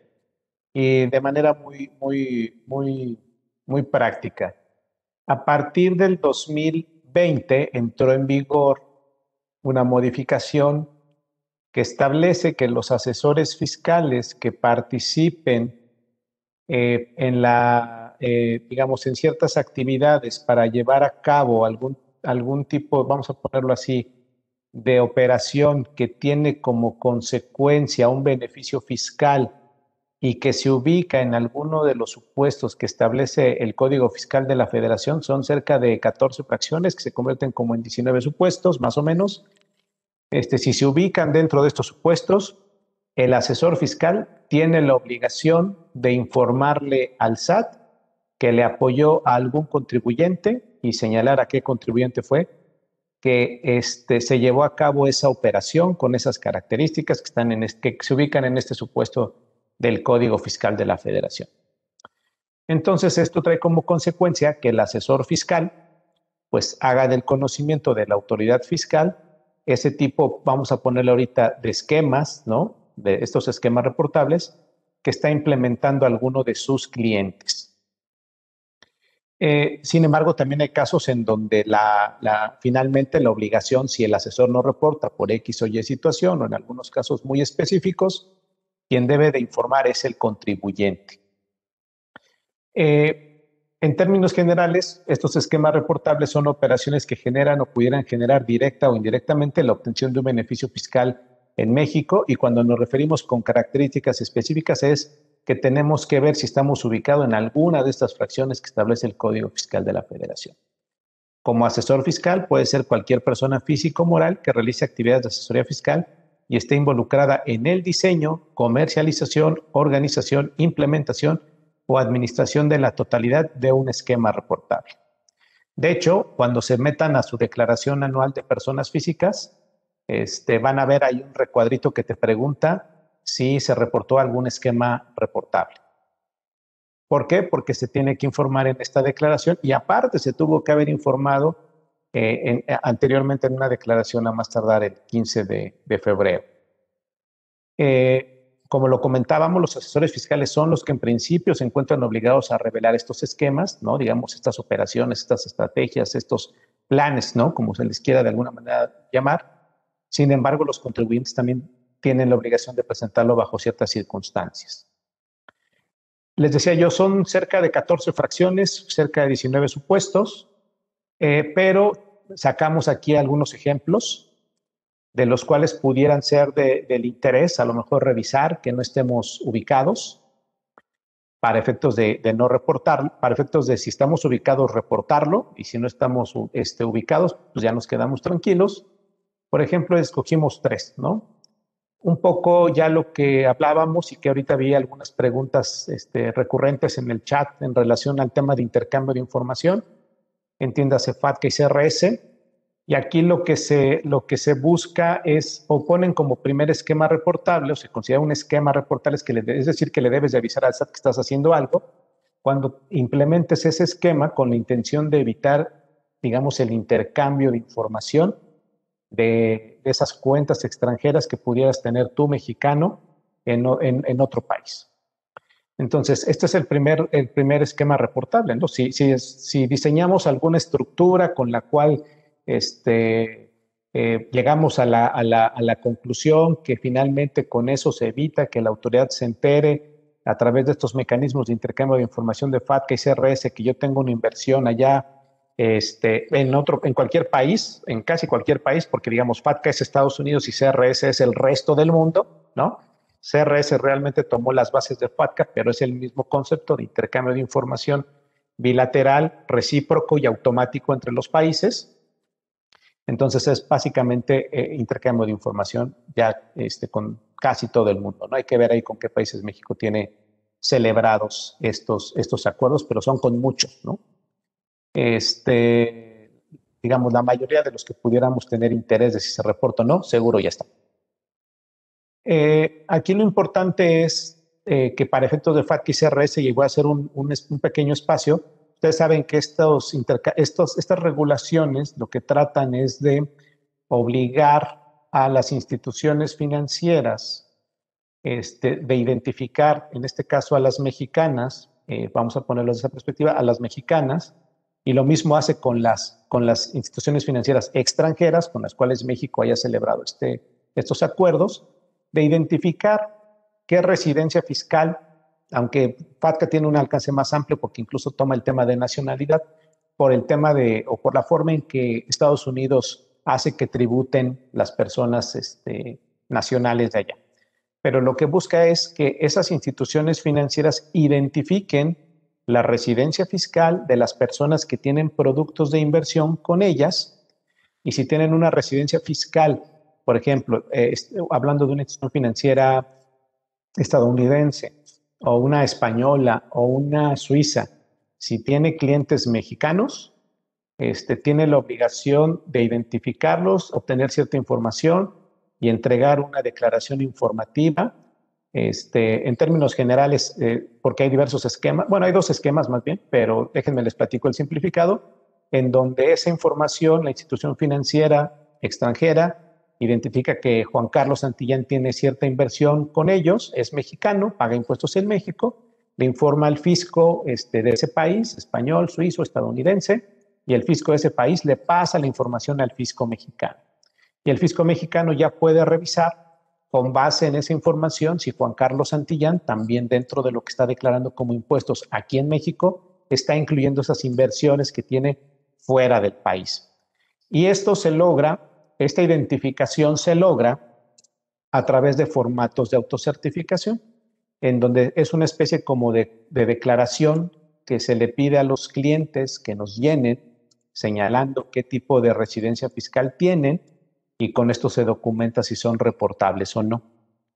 Cabe señalar, digo, no más por conocimiento, no por otra cosa, que la institución financiera no va a recibir a ciegas esa declaración o ese formato más bien de autocertificación, y así lo va a considerar. Tiene la obligación de que la información que le den en ese formato, tanto las instituciones financieras extranjeras como las mexicanas, de que esa información la coteje, la revise y la haga sentido con la información que recaba para otros procesos que se piden, por ejemplo, para ciertas regulaciones, como conoce a tu cliente y otros tipos de regulaciones que te piden conocer y recabar información del cliente que está invirtiendo contigo. Entonces, ya con esta información, con este análisis que se hace de manera un poco más integral, no solo con este formato, se determina si las personas, ¿no? Si, por ejemplo, una institución financiera mexicana tiene clientes estadounidenses, suizos, españoles, de los que sean, y los tiene que reportar al SAT para que el SAT se los informe al fisco del país que corresponde, y de manera similar lo hace la institución financiera extranjera con los inversionistas mexicanos. En algunos casos, lo que se utiliza tanto por instituciones financieras locales como por instituciones financieras extranjeras es el formato W8, el formato W8BEN. De hecho, el formato W8BEN es para personas físicas y el formato W8BEN-E es para empresas, para personas morales, ¿no? Y ese formato lo que tiene dos objetivos.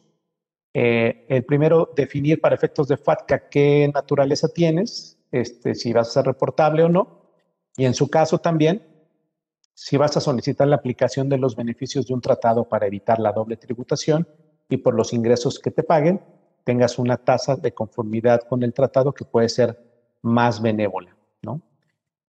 Incluso también cabe señalar que este formato W8, ¿no? En sus distintas series, digamos, no es nuevo, es un formato que ya existía y de alguna manera se adecúa para efectos de utilizarlos para FATCA, pero pues también desde sus orígenes este formato W8 tiene la intención de identificar, por ejemplo, si estamos invirtiendo en activos estadounidenses, si el que está invirtiendo, por ejemplo, aquí en México, es mexicano o tiene alguna obligación fiscal en los Estados Unidos. Digamos que el objetivo inicial de este formato pues era identificar la residencia, pongámoslo así, de la persona que estaba invirtiendo en esos activos de origen americano y ver si en su momento se le tenía que hacer alguna retención o bien identificar si eran estadounidenses, ¿no? Entonces, digamos, por eso fue que se tomó también para FATCA este formato W8BEN, W8BEN-E, y bueno, el W9, que es para cuando uno asume ya, o más bien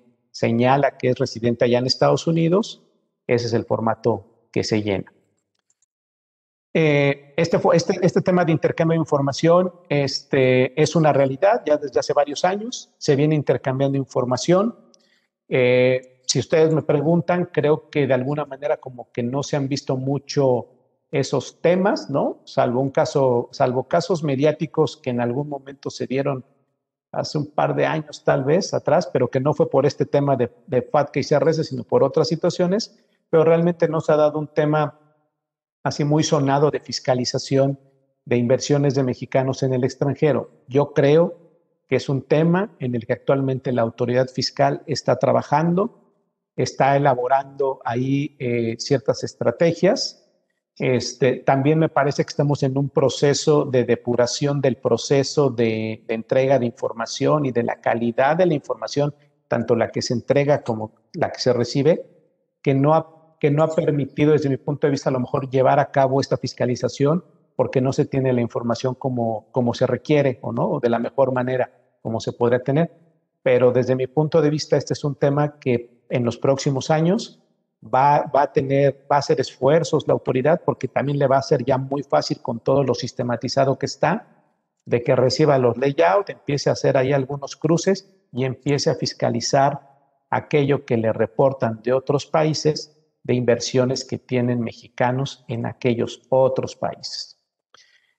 Bueno, también lo que busca, ya lo platicaba Lal, un poco el tema de que evites la aplicación del 4B, el gravamen que tienes que pagar como consecuencia de la inversión a través de entidades jurídicas transparentes fiscalmente hablando o figuras jurídicas.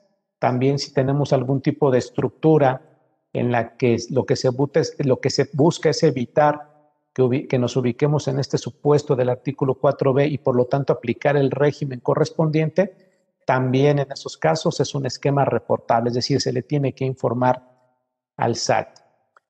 También otro que pusimos es si es un esquema en el cual se está buscando evitar esta tasa adicional del 10% que platicábamos antes en nuestra exposición, también es un esquema reportable. Entonces, vean, les pusimos ahí 3 ejemplos que creemos que son los 3 que más venían a colación con el tema que se está tocando, pero sí es importante revisarlo de manera ya particular el resto de las fracciones para ver si se ubica en alguno.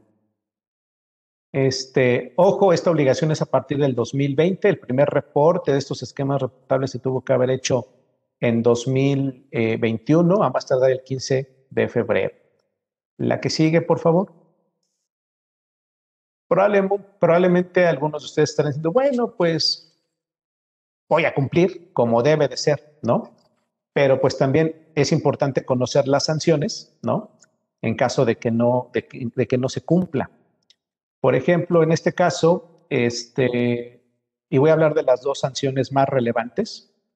En el caso de las sanciones para el asesor, estando obligado a informar de este esquema que implementó su cliente o va a implementar su cliente y no lo informe, la sanción para el asesor puede ir de 50,000 pesos a 20 millones de pesos por cada esquema que no haya sido reportado. ¿Qué pasa para el contribuyente? Para el contribuyente van a haber 2 sanciones. La primera sanción es que puede ir del 50 al 75%, una pena, digamos, que se tiene que pagar, del monto del beneficio fiscal de ese esquema reportable.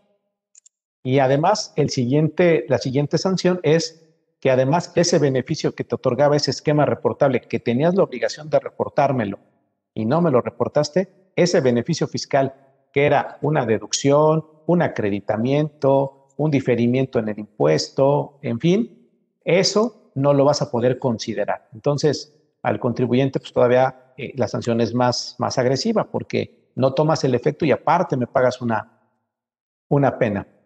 ¿Qué se recomienda? Primero, la intención obviamente nunca es ser alarmistas, ¿no? Lo importante de mis comentarios es más bien que tengamos en el radar, en cuenta estas obligaciones que existen para que ya sea de manera propia, si se cuenta con los conocimientos o apoyados con algún experto en este tema, podamos identificar si en algún momento estamos llevando a cabo algún tipo de operación, ¿no?, que pudiera caer en este supuesto y por lo tanto revelar. Adelante, por favor. Te cedo la palabra, Lalo. Muchas gracias. El siguiente tema lo voy a tocar de manera muy rápida porque sé que hay varias preguntas que ahorita vamos a tratar de contestar con Luis. Es otra disposición que se incorporó en la ley en el 2020, que es una disposición que habla de la razón de negocios. De manera general, lo que te dice es que la autoridad fiscal puede presumir que no hay una razón de negocios cuando el beneficio económico sea menor al beneficio fiscal. Es decir, se hizo una estructura donde el beneficio fiscal es de 100 y el beneficio económico es de 30, entonces ahí puede no tener sentido. ¿Qué va a pasar en este caso? El fisco en una auditoría puede decir, ¿sabes qué? Lo que debió de haber pasado era era una venta de acciones y tú lo que hiciste fue una reducción de capital, no tiene sentido, tu beneficio económico es menor al beneficio fiscal, hiciste varios pasos que normalmente no los hubieras hecho, entonces te recaracterizo la operación y te determino el efecto fiscal que, en mi opinión, debiste de haber tenido, ¿no? Es decir, el impuesto que debiste haber pagado es mayor al que realmente pagaste, ¿no? Evidentemente hay medios de defensa contra esto, pero esta disposición se tiene que tomar en cuenta para cualquier tema de inversión o cualquier operación en general gravable para efectos mexicanos, una inversión en un fideicomiso, en una sociedad, etcétera, se tiene que ver si esta disposición de alguna manera puede afectar el resultado fiscal en ese supuesto, ¿no? Adelante, Juan Carlos. De acuerdo. Perfecto. Por último, la siguiente, por favor.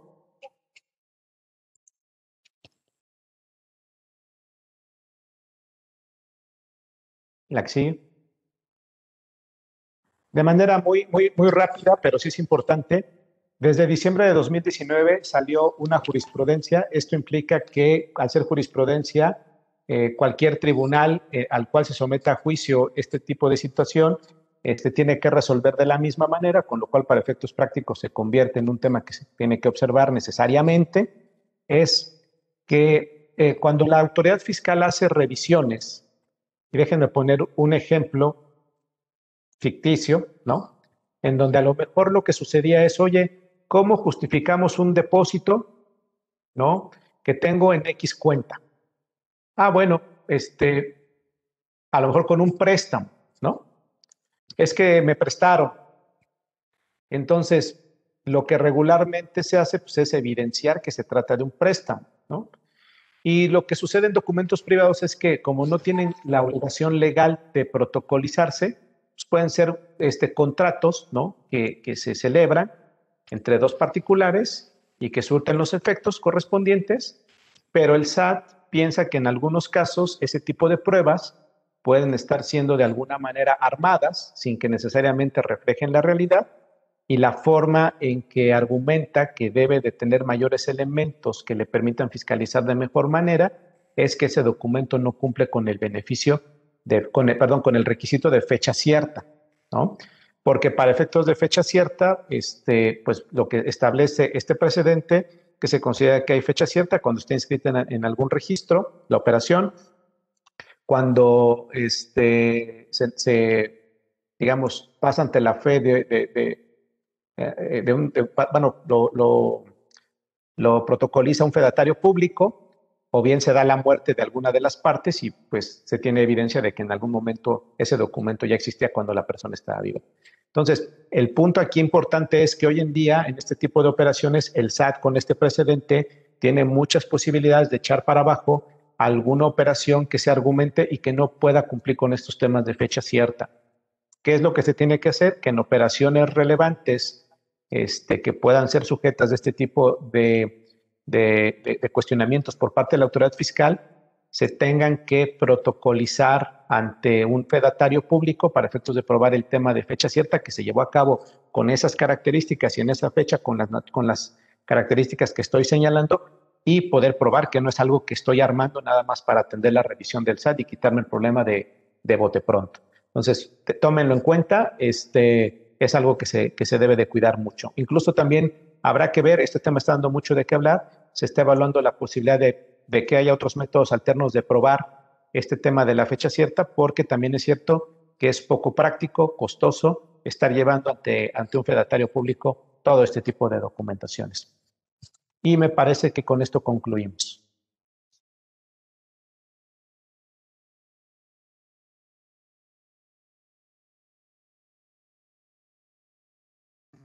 Bueno, yo creo que puedo expresar el sentimiento de todo el público que amablemente nos acompaña. Qué cantidad de información, qué barbaridad. Aquí nos están haciendo varias preguntas. Antes de empezar a resolver algunas de ellas, les recuerdo, no vamos a acabar de resolverlas todas. Les vamos a mandar un PDF con las preguntas, pero también nos están haciendo preguntas ya muy personales. Aquí vamos a tratar de contestar en general, no podemos contestar ya una orientación, ¿no? de alguno de ustedes, de los participantes, de manera particular. Para eso yo los invito a que se acerquen a su asesor financiero o en el caso que tengan algún asesor, algún contador, algún fiscalista, acérquense a ellos. Nosotros vamos a tratar de contestar las preguntas de manera general para todos. También me están preguntando acerca de la presentación. La presentación, amablemente, tanto Eduardo, Juan Carlos y Jorge nos van a hacer favor de montarla en una liga y les vamos a pasar la liga para que ustedes puedan volver a ver la presentación. El programa completo se va a montar, como saben, en las redes de Actinver para que lo puedan ustedes ver en cualquier otro momento. Bueno, entrando ya propiamente a las preguntas, que son bastantes, aquí me hacen una pregunta de lo último que estaban hablando. ¿Qué pasa si no firmo la W8?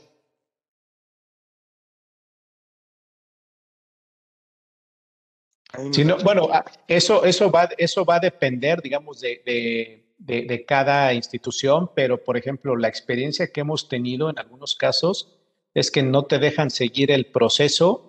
Si estás, por ejemplo, en una apertura de cuenta, no te dejan seguir el proceso si no la firmas, o bien incluso, en el mejor de los casos, pueden estarte, si digamos la intención es soportar la aplicación de los beneficios de un tratado, pues no te aplican el beneficio y te retienen a la tasa mayor. Va a depender de la circunstancia particular de la institución, pero digamos, sí tiene consecuencias importantes. Ok. Aquí hay otra pregunta que me dicen, si invierto directamente en la bolsa de Estados Unidos y se declaran en México, los impuestos allá retenidos, ¿cómo se declaran aquí? Sé que lo dijeron, lo dijo Eduardo ampliamente. Nos queda claro que los dividendos son un dolor de cabeza, pero me vuelven a preguntar si me pudieras dar una breve explicación de nueva cuenta, por favor. Con mucho gusto, claro que sí. Si una persona física mexicana invierte en acciones en la bolsa de Estados Unidos, por los dividendos va a tener ese efecto que platicamos, donde el impuesto corporativo pagado en Estados Unidos no se va a poder acreditar. La persona física mexicana va a tener un 35% de impuesto aquí, más el 10% adicional. Puede ser, dependiendo de ciertas particularidades americanas, que esa retención, perdón, que ese dividendo traiga además una retención en Estados Unidos por el dividendo per se. Esa retención bajo ley americana es del 30%, según entiendo, y puede bajar de acuerdo al tratado al 10%. En algunos casos puede ser que no haya retención, pero va a depender de ciertas particularidades. Entonces se va a acumular y el 10% de retención en Estados Unidos, en su caso sí existe, ese sí es acreditable contra el impuesto mexicano, contra el 35%. Ahora bien, por ganancias de capital, según entendemos, en muchos casos no hay retención en Estados Unidos. El Tratado México y Estados Unidos para evitar la doble tributación incluso protege al inversionista mexicano cuando tiene una participación menor al 25% de la emisora, que sería prácticamente en todos los casos de acciones públicas en Estados Unidos, y no hay impuesto en Estados Unidos. Eso no quiere decir que no hay impuesto en México. Si son acciones de Estados Unidos cotizadas en el SIC, se va a tener acceso al 10% de impuesto mexicano. Si no cotizan en el SIC, entonces desafortunadamente la tasa del impuesto por la ganancia de capital sería del 35%. Aquí también me están preguntando si ya declaré en otro país, no necesariamente Estados Unidos, ¿cómo lo demuestro aquí en México? ¿Cómo se hace ese efecto? Claro, con gusto. Ahí lo que va a pasar es que si se pagó un impuesto en el otro país por el inversionista mexicano, normalmente lo que hay es una constancia de retención. Al momento de hacer el cálculo, para efectos mexicanos, con esa constancia de retención se le puede comprobar al fisco mexicano, oye, me pagaron 100, yo tenía que pagar 35 en México, pero me retuvieron 10 y aquí está mi constancia de retención, esos 10 se los resto a mis 35 de impuesto mexicano, por lo tanto a ti fisco mexicano nada más te pago 25, ¿no? Esa es la manera de hacerlo. Sí. Aquí, ya sabes, ¿no? Como nos echamos nosotros solitos tierra, ¿no? Que decimos que somos mexicanos y demás. Yo creo que es en todos los países, ¿no? Aquí hay un comentario interesante, ¿no? Si piensan poner estos impuestos de Hacienda y patrimoniales, ¿cómo sienten ustedes que puede ser la reacción del público ante esos impuestos, ¿no? Por ejemplo, aquí me están diciendo qué pasa con un cotitular cuando el titular se muere. ¿Eso se va a considerar como un impuesto a la herencia? Yo sé que los impuestos, ninguno de los dos está ni siquiera en la mesa actualmente, pero bueno, ya hemos oído un par de comentarios hay de diputados, senadores al respecto, aunque no se han pronunciado formalmente por ninguno. Pero, ¿ustedes qué piensan para el futuro? ¿Qué es lo que ustedes ven para el futuro? Pues, a ver, yo si quieres comento, Luis. Vamos, ¿cómo van a reaccionar la gente? Pues yo creo que todos vamos a reaccionar muy mal, ¿no? Pero finalmente va a ser eso, un impuesto. A nadie en el caso de proceder, no nos van a pedir opinión. Yo creo que lo mencionaba yo anteriormente, es algo que tarde o temprano vamos a tener en nuestro sistema fiscal, sin duda. Y bueno, simplemente hay que tener conciencia de eso para ver cómo estructuramos en la medida de lo posible. Tampoco hay recetas mágicas ni fórmulas que eviten o que vayan a poder evitar esto de manera total, pero bueno, habrá que ver cuáles esquemas se pueden aprovechar para intentar al menos diferir o que alguna parte de esto no quede grabada de manera inmediata. Voy a aprovechar tu intervención, Jorge, de lo que platicábamos antes del programa. Aquí también están preguntándome si tú conoces de alguna intención de grabar también el patrimonio y las herencias en España y en Estados Unidos. Bueno, esos países ya graban las herencias. O sea, Estados Unidos tiene una tasa del 40% y por ahí anda también la de España, Francia. Casi todos los países europeos occidentales tienen impuestos desde hace mucho tiempo a las herencias, Japón, etcétera. Entonces, ellos ya la tienen. Y en México, pues sí sabemos, ha habido intentos en los últimos años, iniciativas que hasta este momento han quedado en eso. Pero yo mencionaba al inicio de la plática que esto no resulta nada más de una iniciativa del actual gobierno, sino que ya viene de años pasados y que son organismos, concretamente la OCDE, internacionales, concretamente la OCDE, que han propuesto a México, que están presionando a México para que imponga esos gravámenes. Hay toda una filosofía atrás de gravar las herencias, con la cual podremos estar o no de acuerdo, que tiene que ver con un tema de más equilibrio social, etcétera.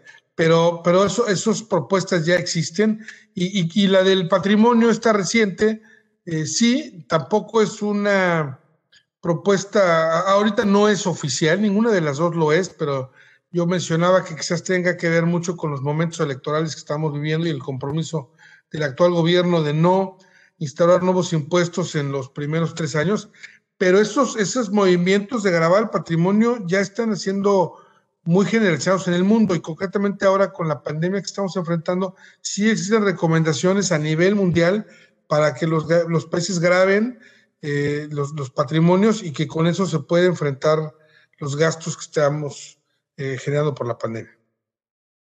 Aquí me hacen otro comentario en el chat. Yo creo que es un poco aventurado hablar de ello. Yo no sé, te lo comento, Jorge, pero aquí me están preguntando que si el impuesto al patrimonio contemplaría inmuebles, acciones, inversiones y demás. Yo creo que es un poco aventurado decir, poder contestar una cosa así, ¿no? No sé desde tu punto de vista si coincides.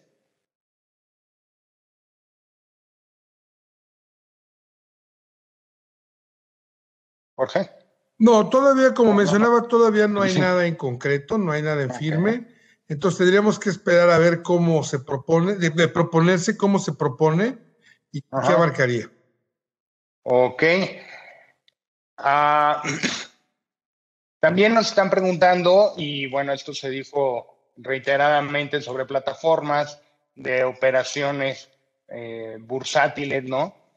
Que ahorita están muy de moda, con precisamente las fintech y todas que han estado sacando sus enlaces a plataformas extranjeras, sobre todo de Estados Unidos, ¿no? Se ha dicho en el programa, los impuestos se graban por todo lo que ganes, sea aquí o en Estados Unidos o en donde sea, hay que pagar impuestos. Pero creo que eras tú, ¿no, Eduardo, el experto en fintech?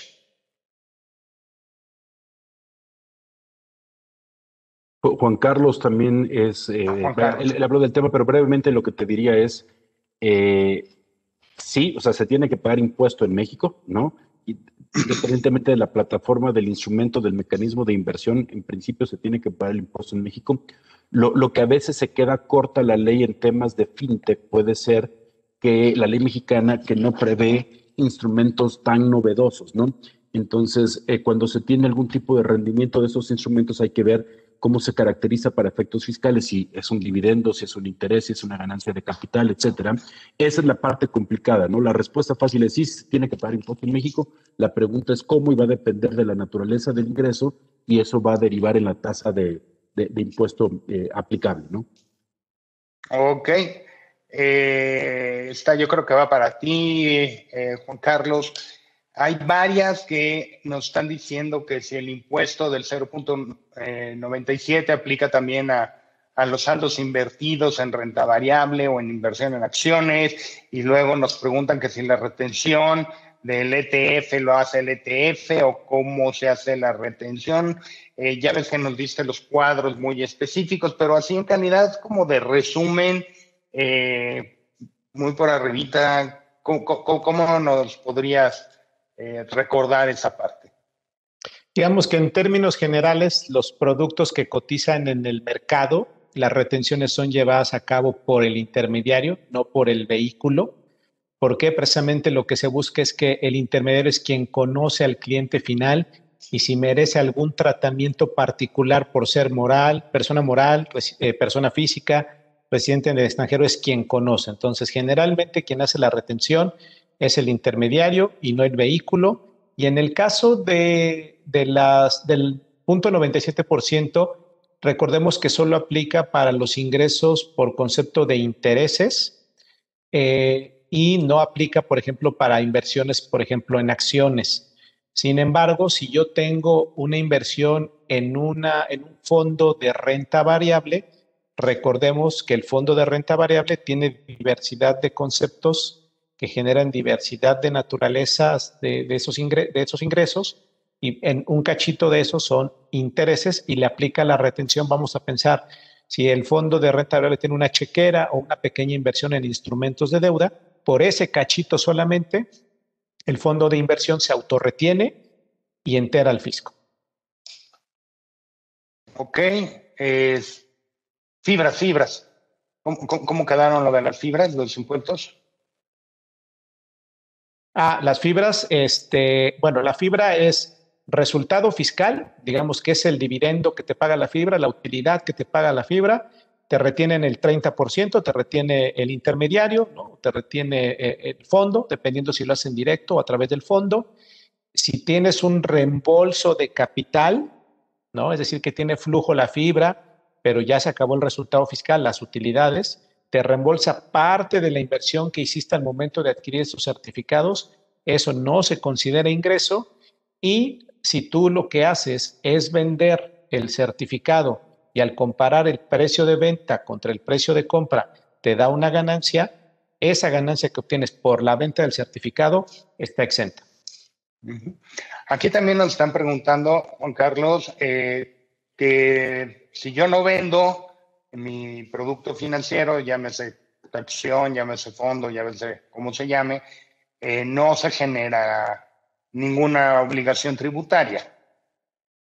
Si estamos hablando de acciones, no se genera una obligación tributaria si yo no vendo, es decir, hasta que lo monetizo. En el caso de los fondos de inversión, por ejemplo, igual de renta variable, el tema ahí es que recordemos que el fondo lo que hace es que va determinando un valor diario de la acción. Ese valor diario de la acción se ve impactado por el impuesto.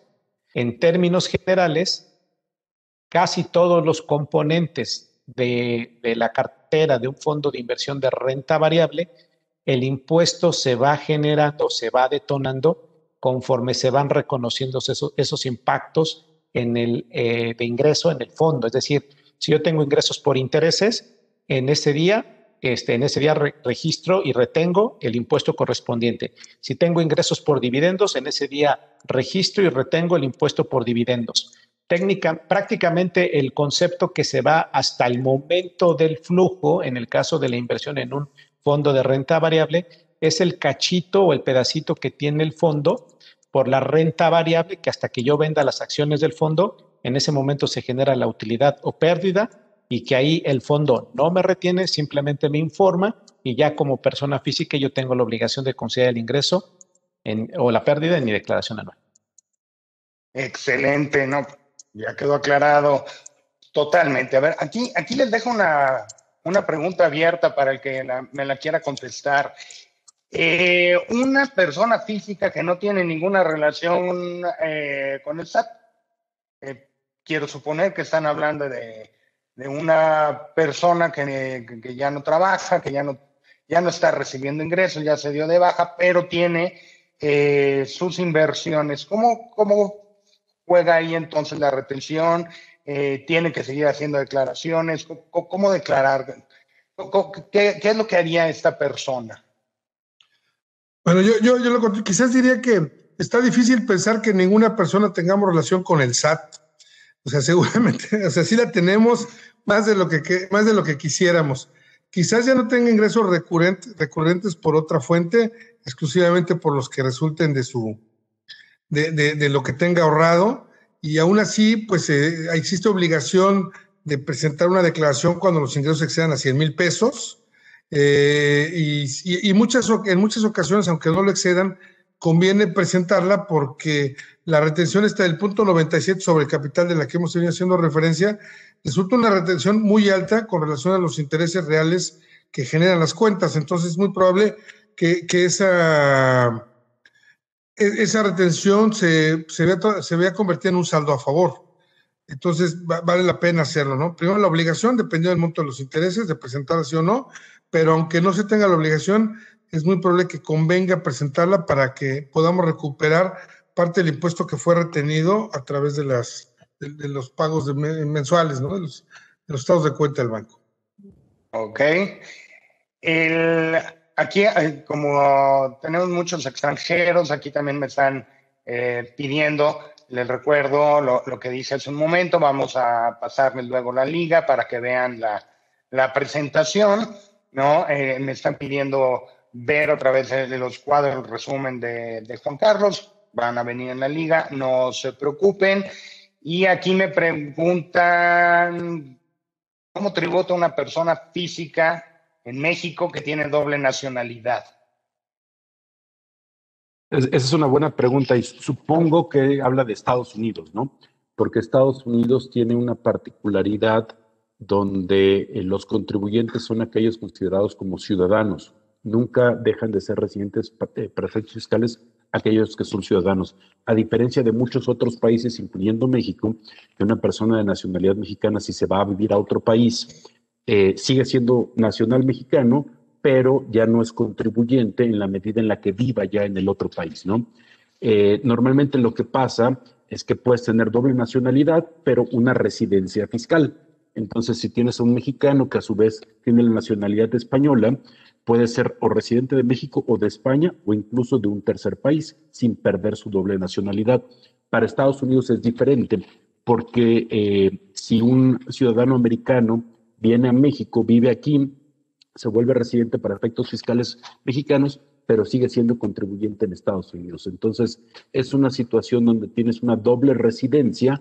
Lo que va a pasar es que en ambos países se va a pagar por todos los ingresos que se obtenga de todo el mundo, pero se puede acreditar un impuesto contra el otro si se tiene un manejo adecuado de la posición fiscal. Es decir, se obtiene un ingreso en México, por ejemplo, se le retiene o tiene que pagar el impuesto del 35 y en Estados Unidos puede haber incluso una tasa más alta. El impuesto mexicano en su caso se acreditará contra el impuesto americano y en Estados Unidos se pagará la diferencia. Si es al revés y se pagó primero el impuesto en Estados Unidos, esta persona en México calcula su ingreso, determina su impuesto, paga y acredita el impuesto americano. Lo que es importante señalar es que si el impuesto americano es superior al impuesto mexicano, el diferencial no se recupera. Se queda en Estados Unidos, el fisco mexicano no te va a hacer una devolución del diferencial por un impuesto americano más alto, ¿no? Hay que recordar que México tiene firmados muchísimos tratados para evitar doble tributación. Entonces hay que ser cuidadosos con las formas, pero en general pensaríamos que en todas estas situaciones no se paga no se debe pagar doble impuesto, se paga uno, aunque debamos cumplir obligaciones formales en dos países. Ahí estamos pensando, corrígeme si estoy equivocado, ya estamos pensando que mis ingresos nada más están en México y tengo mis inversiones allá. Pero ¿qué pasaría si tengo ingresos en los dos países e inversiones a su vez en los dos países? Aquí me hacen la pregunta, ¿dónde? Aquí, son en los dos, bueno, dependiendo del país, como decía Lalo. O sea, de pronto, depende qué país, la ciudadanía, aunque no se sea residente fiscal, la ciudadana obliga el pago de impuestos. En otros países se rompe ese vínculo y solo se paga en función a la residencia fiscal. Y la mayoría de los países occidentales, tienen la base de impuesto que llamamos mundial, donde van a tener que reconocer los ingresos de todo el mundo, no importa de dónde los obtenga, los acumulan en el país donde tengan la obligación de pagar impuestos, acreditan los impuestos correspondientes y, bueno, como decía Lalo, dependiendo si Estados Unidos acredita, ¿no? Hay una serie de fórmulas para hacerlo, pero siempre buscando que no se pague doble impuesto por los mismos ingresos. Si tenemos las herramientas en México para evitar que eso suceda, solo hay que ser bien cuidadosos de cómo hacerlo, para que no por una deficiencia formal perdamos el derecho a acreditarlo y entonces ahora sí nos lleve a tributar más de lo que debiésemos hacer. Pero hay que nada más recordarle al público que es el caso de Caimán. Aunque yo pague en Caimán los impuestos, que son bien chiquitos, de todas maneras aquí en México tengo una obligación. Sin duda. Y hay países, claro, ya lo decía Lalo, no nada más hay países donde tenemos la obligación no solo de pagar impuestos por los ingresos que obtengamos, sino también de informarlo. Y las penalizaciones por no informar, o sea, no está prohibido tener el dinero en muchos de estos lugares. Lo que está penalizado es no informarlo. Entonces, sabemos que siempre está el dilema de, pues, qué uso se le va a dar a esa información, y si yo le informo a la autoridad lo que tengo y dónde lo tengo, pues hay otros aspectos de inseguridad que generan problemas. Pero bueno, ese es otro tema que también hay que cuidar, pero la penalización puede ser peor que incluso el pago de impuestos, porque tampoco hay límites inferiores de dónde reportar o no. Entonces, si se tienen inversiones en algunos de estos lugares que coloquialmente conocemos como paraísos fiscales, está bien, se pueden tener, no es delito el tenerlo, lo que es delito es no informarlo y también no declarar los rendimientos que tengamos en esos lugares. Y lo mismo podríamos ampliar, como bien se mencionó, no solamente en estos países fiscales, también lo pueden tener en un no país fiscal, en un Estados Unidos, en una España. Sí, como decíamos hace un rato, hoy la definición no hay una lista, en algún momento la hubo, donde las autoridades ponían una lista de cuáles eran los países que reúnen estas características. Hoy ya no se lista, sino se dice que aquellos que tengan una tasa menor al 75 de la que se paga en México. Entonces, más bien la obligación del contribuyente definir si está en uno de estos lugares o no. Y era la gran incertidumbre que hemos tenido sobre Estados Unidos debe ser considerado o no, porque para las tasas como hoy las tiene, sí está por debajo del 75 y bueno, hay una serie claramente Estados Unidos no es el perfil de país que consideramos un paraíso fiscal, pero se han reducido sus tasas, igual que en el Reino Unido, y de pronto en la definición ya caen. Entonces hay que tener mucho cuidado cómo lo hacemos para no incumplir con alguna obligación formal que sea mucho más gravosa o más peligrosa que simplemente el no pagar los impuestos que se generan ahí. Y eso incluye las inversiones, empresas, como decían, la LLC, las LP, los fideicomisos, trust, o sea, sí. En resumidas cuentas, no se pasen de vivos con el fisco. En resumidas cuentas, necesitan o sea, ya cuando se empieza a tener alguna cantidad de inversiones fuera o alguna variedad de inversiones, es necesario contar con un asesor para poder cumplir adecuadamente las obligaciones. No es un tema sencillo. No, definitivamente no. Y muy dinámico, cambia con bastante frecuencia, entonces hay que estar muy, o sea, yo lo decía al principio de la plática, lo que funcionó hace pocos años, hoy ya no funciona. Sí. Lo que funcionó hace muchos años menos, ¿no? No, bueno, hay que estar actualizado. ¿Qué me puedes platicar si tengo una pérdida cambiaria? ¿Eso cómo se reflejaría en la declaración? Porque estamos hablando siempre de obtener utilidad y pagar sobre las utilidades. Pero aunque yo tenga utilidad y si tengo una pérdida cambiaria... Ese efecto lo vimos particularmente, la pérdida cambiaria, imagínate que se puede generar por varias razones, pero imagínate que es porque la gente mantuvo moneda extranjera, simplemente mantienes una cuenta en dólares en Estados Unidos.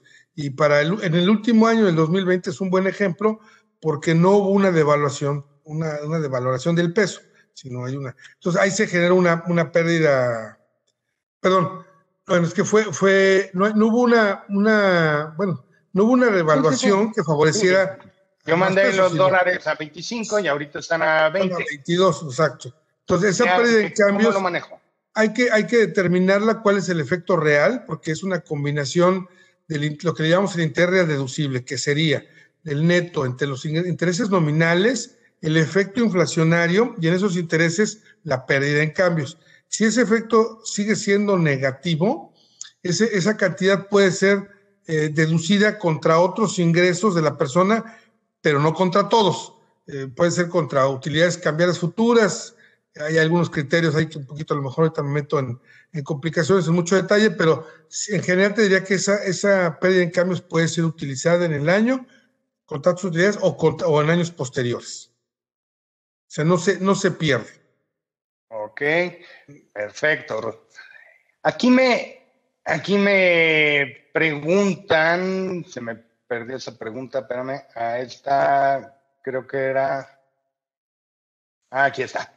En relación a lo de la fecha cierta, ¿también aplica entre traspasos de una cuenta a otra, digamos un traspaso entre familiares, entre esposos, también aplica la fecha cierta? A ver, déjame les cuento esto de fecha cierta. La realidad es que no es una obligación que exista per se en las disposiciones fiscales.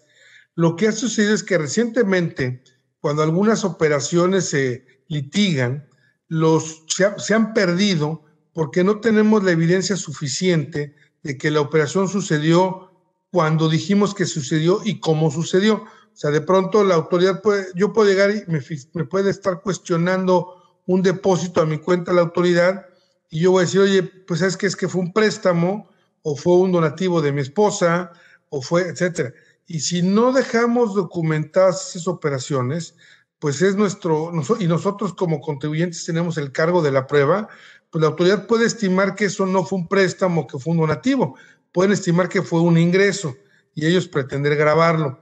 Entonces, si bien no es un requisito establecido en las disposiciones fiscales el tener que documentar de esa manera ciertas transacciones, a raíz de las experiencias recientes y las jurisprudencias que conocemos, sí es altamente recomendable que una serie de transacciones sean documentadas, idealmente con algún fedatario público, que pueda demostrar que esa operación así sucedió.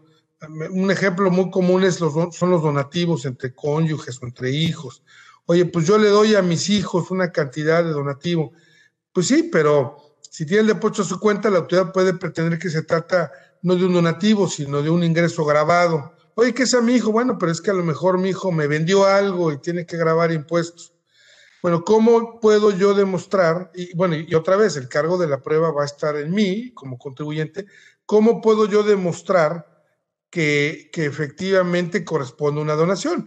Y hasta hoy, pues la manera más contundente es a través de un instrumento público, un fedatario, concretamente un notario, donde él testifique que la operación corresponde a un donativo. ante una prueba como esa es contundente, ya no tendríamos ningún problema. Si no la tenemos, pues vamos a estar aclarando estos temas con un funcionario del SAT que nos va a decir que es otra cosa y que debemos los impuestos. Entonces, estos temas de fecha cierta tienen que ver con dejar evidencia suficiente de la característica de la operación, de la fecha de la operación, para que no haya ninguna duda del tratamiento fiscal que le estamos dando. A ver, aquí hay una pregunta, ya andamos como medio con el tiempo, ya estamos llegando a las 6. Al invertir en un instrumento del SIC, ¿se podría caer también en la necesidad de informar la inversión como Refripre por el hecho de que la emisora provenga de uno de los países que tiene una tasa inferior? O sea, en este caso podría ser Estados Unidos. Es buena pregunta, pero la respuesta normalmente sería no, porque para caer en Refipre se tendría que tener el control de la emisora extranjera, que en términos generales, aunque hay muchas reglas, es tener más del 51% de las acciones, lo cual no va a pasar, así que no habría una preocupación de Refipre, ¿no? Ok, bueno, me gustaría tener 51% de algunas empresas, pero es un poco difícil. A nosotros también. Bueno, yo les recuerdo a todos que sí vamos a subir el programa a nuestras redes, a nuestros canales. Todavía siguen preguntándonos. Sí vamos a tener la liga para que ustedes puedan consultar la presentación, sobre todo las personas extranjeras que nos acompañaron el día de hoy, que les cuesta un poco de trabajo seguir la presentación leída y aparte andar escuchando el castellano, ¿no? Ya estamos, como les decía, ya estamos a unos minutitos de cerrar. Los invito a algún comentario adicional, Eduardo, Juan Carlos, Jorge, algún comentario ya como de cierre. ¿Qué nos pueden decir? Pues, si me permiten, yo creo que comentaría con lo que empezaba. Creo que el dinamismo que estamos viendo en las disposiciones fiscales en los últimos años, la necesidad de recursos del fisco mexicano y de los fiscos en el mundo, la escasez de recursos, sin duda está volviendo mucho más agresivas las medidas de recaudación de las autoridades. Y bueno, y también nosotros como individuos con más necesidad de tener mejores rendimientos de nuestras inversiones. Entonces, es una combinación complicada que lo que obliga es a tener un adecuado asesoramiento de qué hacemos y cómo lo hacemos. No vaya a ser que buscando alguna estructura para evitar algo me salga equivocado, no lo haga correctamente y los objetivos que busco no los logre. Entonces, yo creo que en todo este tipo de evaluaciones que se hace de inversión, no solo tener presente el efecto financiero, sino también sí el efecto financiero, pero considerando el componente fiscal, que sin duda tiene una afectación importante en todo ese tipo de instrumentos. De acuerdo, totalmente de acuerdo. Juan Carlos, Eduardo. A lo mejor yo nada más agregaría que se tiene que tomar en cuenta, como se decía en algún momento, las reglas cambiantes de México y del otro país y las circunstancias en particular de cada inversionista, ¿no? No hay una regla general para todos. Y déjame tomar como ejemplo la pregunta de la pérdida cambiaria que se puede a lo mejor tomar como deducción, pero no nada más es eso, es tomar todo el contexto. Por ejemplo, si esa persona que tuvo una pérdida cambiaria el año anterior toma la deducción ahorita, pero resulta que es una cuenta que tiene desde hace 10 años y la va a seguir teniendo y ha tenido ganancias cambiarias y no las reporta, entonces ahí puede entrar en un conflicto de por qué de repente metes una deducción y has tenido ganancias que no reportaste y a lo mejor tienes ganancias futuras que no vas a reportar, ¿no? Entonces, no nada más es eso, es ver todo el contexto para determinar cuál es el efecto fiscal concreto para cada quien, ¿no? Totalmente de acuerdo. ¿Tú, Juan Carlos? No, solo de mi lado agradecerles, esperemos que esto les haya sido de utilidad y pues muy contentos de poder haber estado con ustedes. No, yo les agradezco a los tres, les agradezco que nos hayan regalado este par de horas para poder clarificar todo el tema de tributación con las inversiones. Yo creo que fue muy, muy interesante. Yo le recuerdo al público, ya les contestaremos todas sus preguntas, pero no podemos ni vamos a contestar las cuestiones ya de asesoría fiscal, porque no somos asesores fiscales. Nosotros, Actinver no es asesor fiscal, no podemos contestar ese tipo. Cualquier otra de tipo general, con muchísimo gusto, van a estar recibiendo las respuestas a vuelta de correo en algunos días. De nueva cuenta, Eduardo, Juan Carlos, Jorge, pues muchas gracias a todo el público que nos acompañó el día de hoy.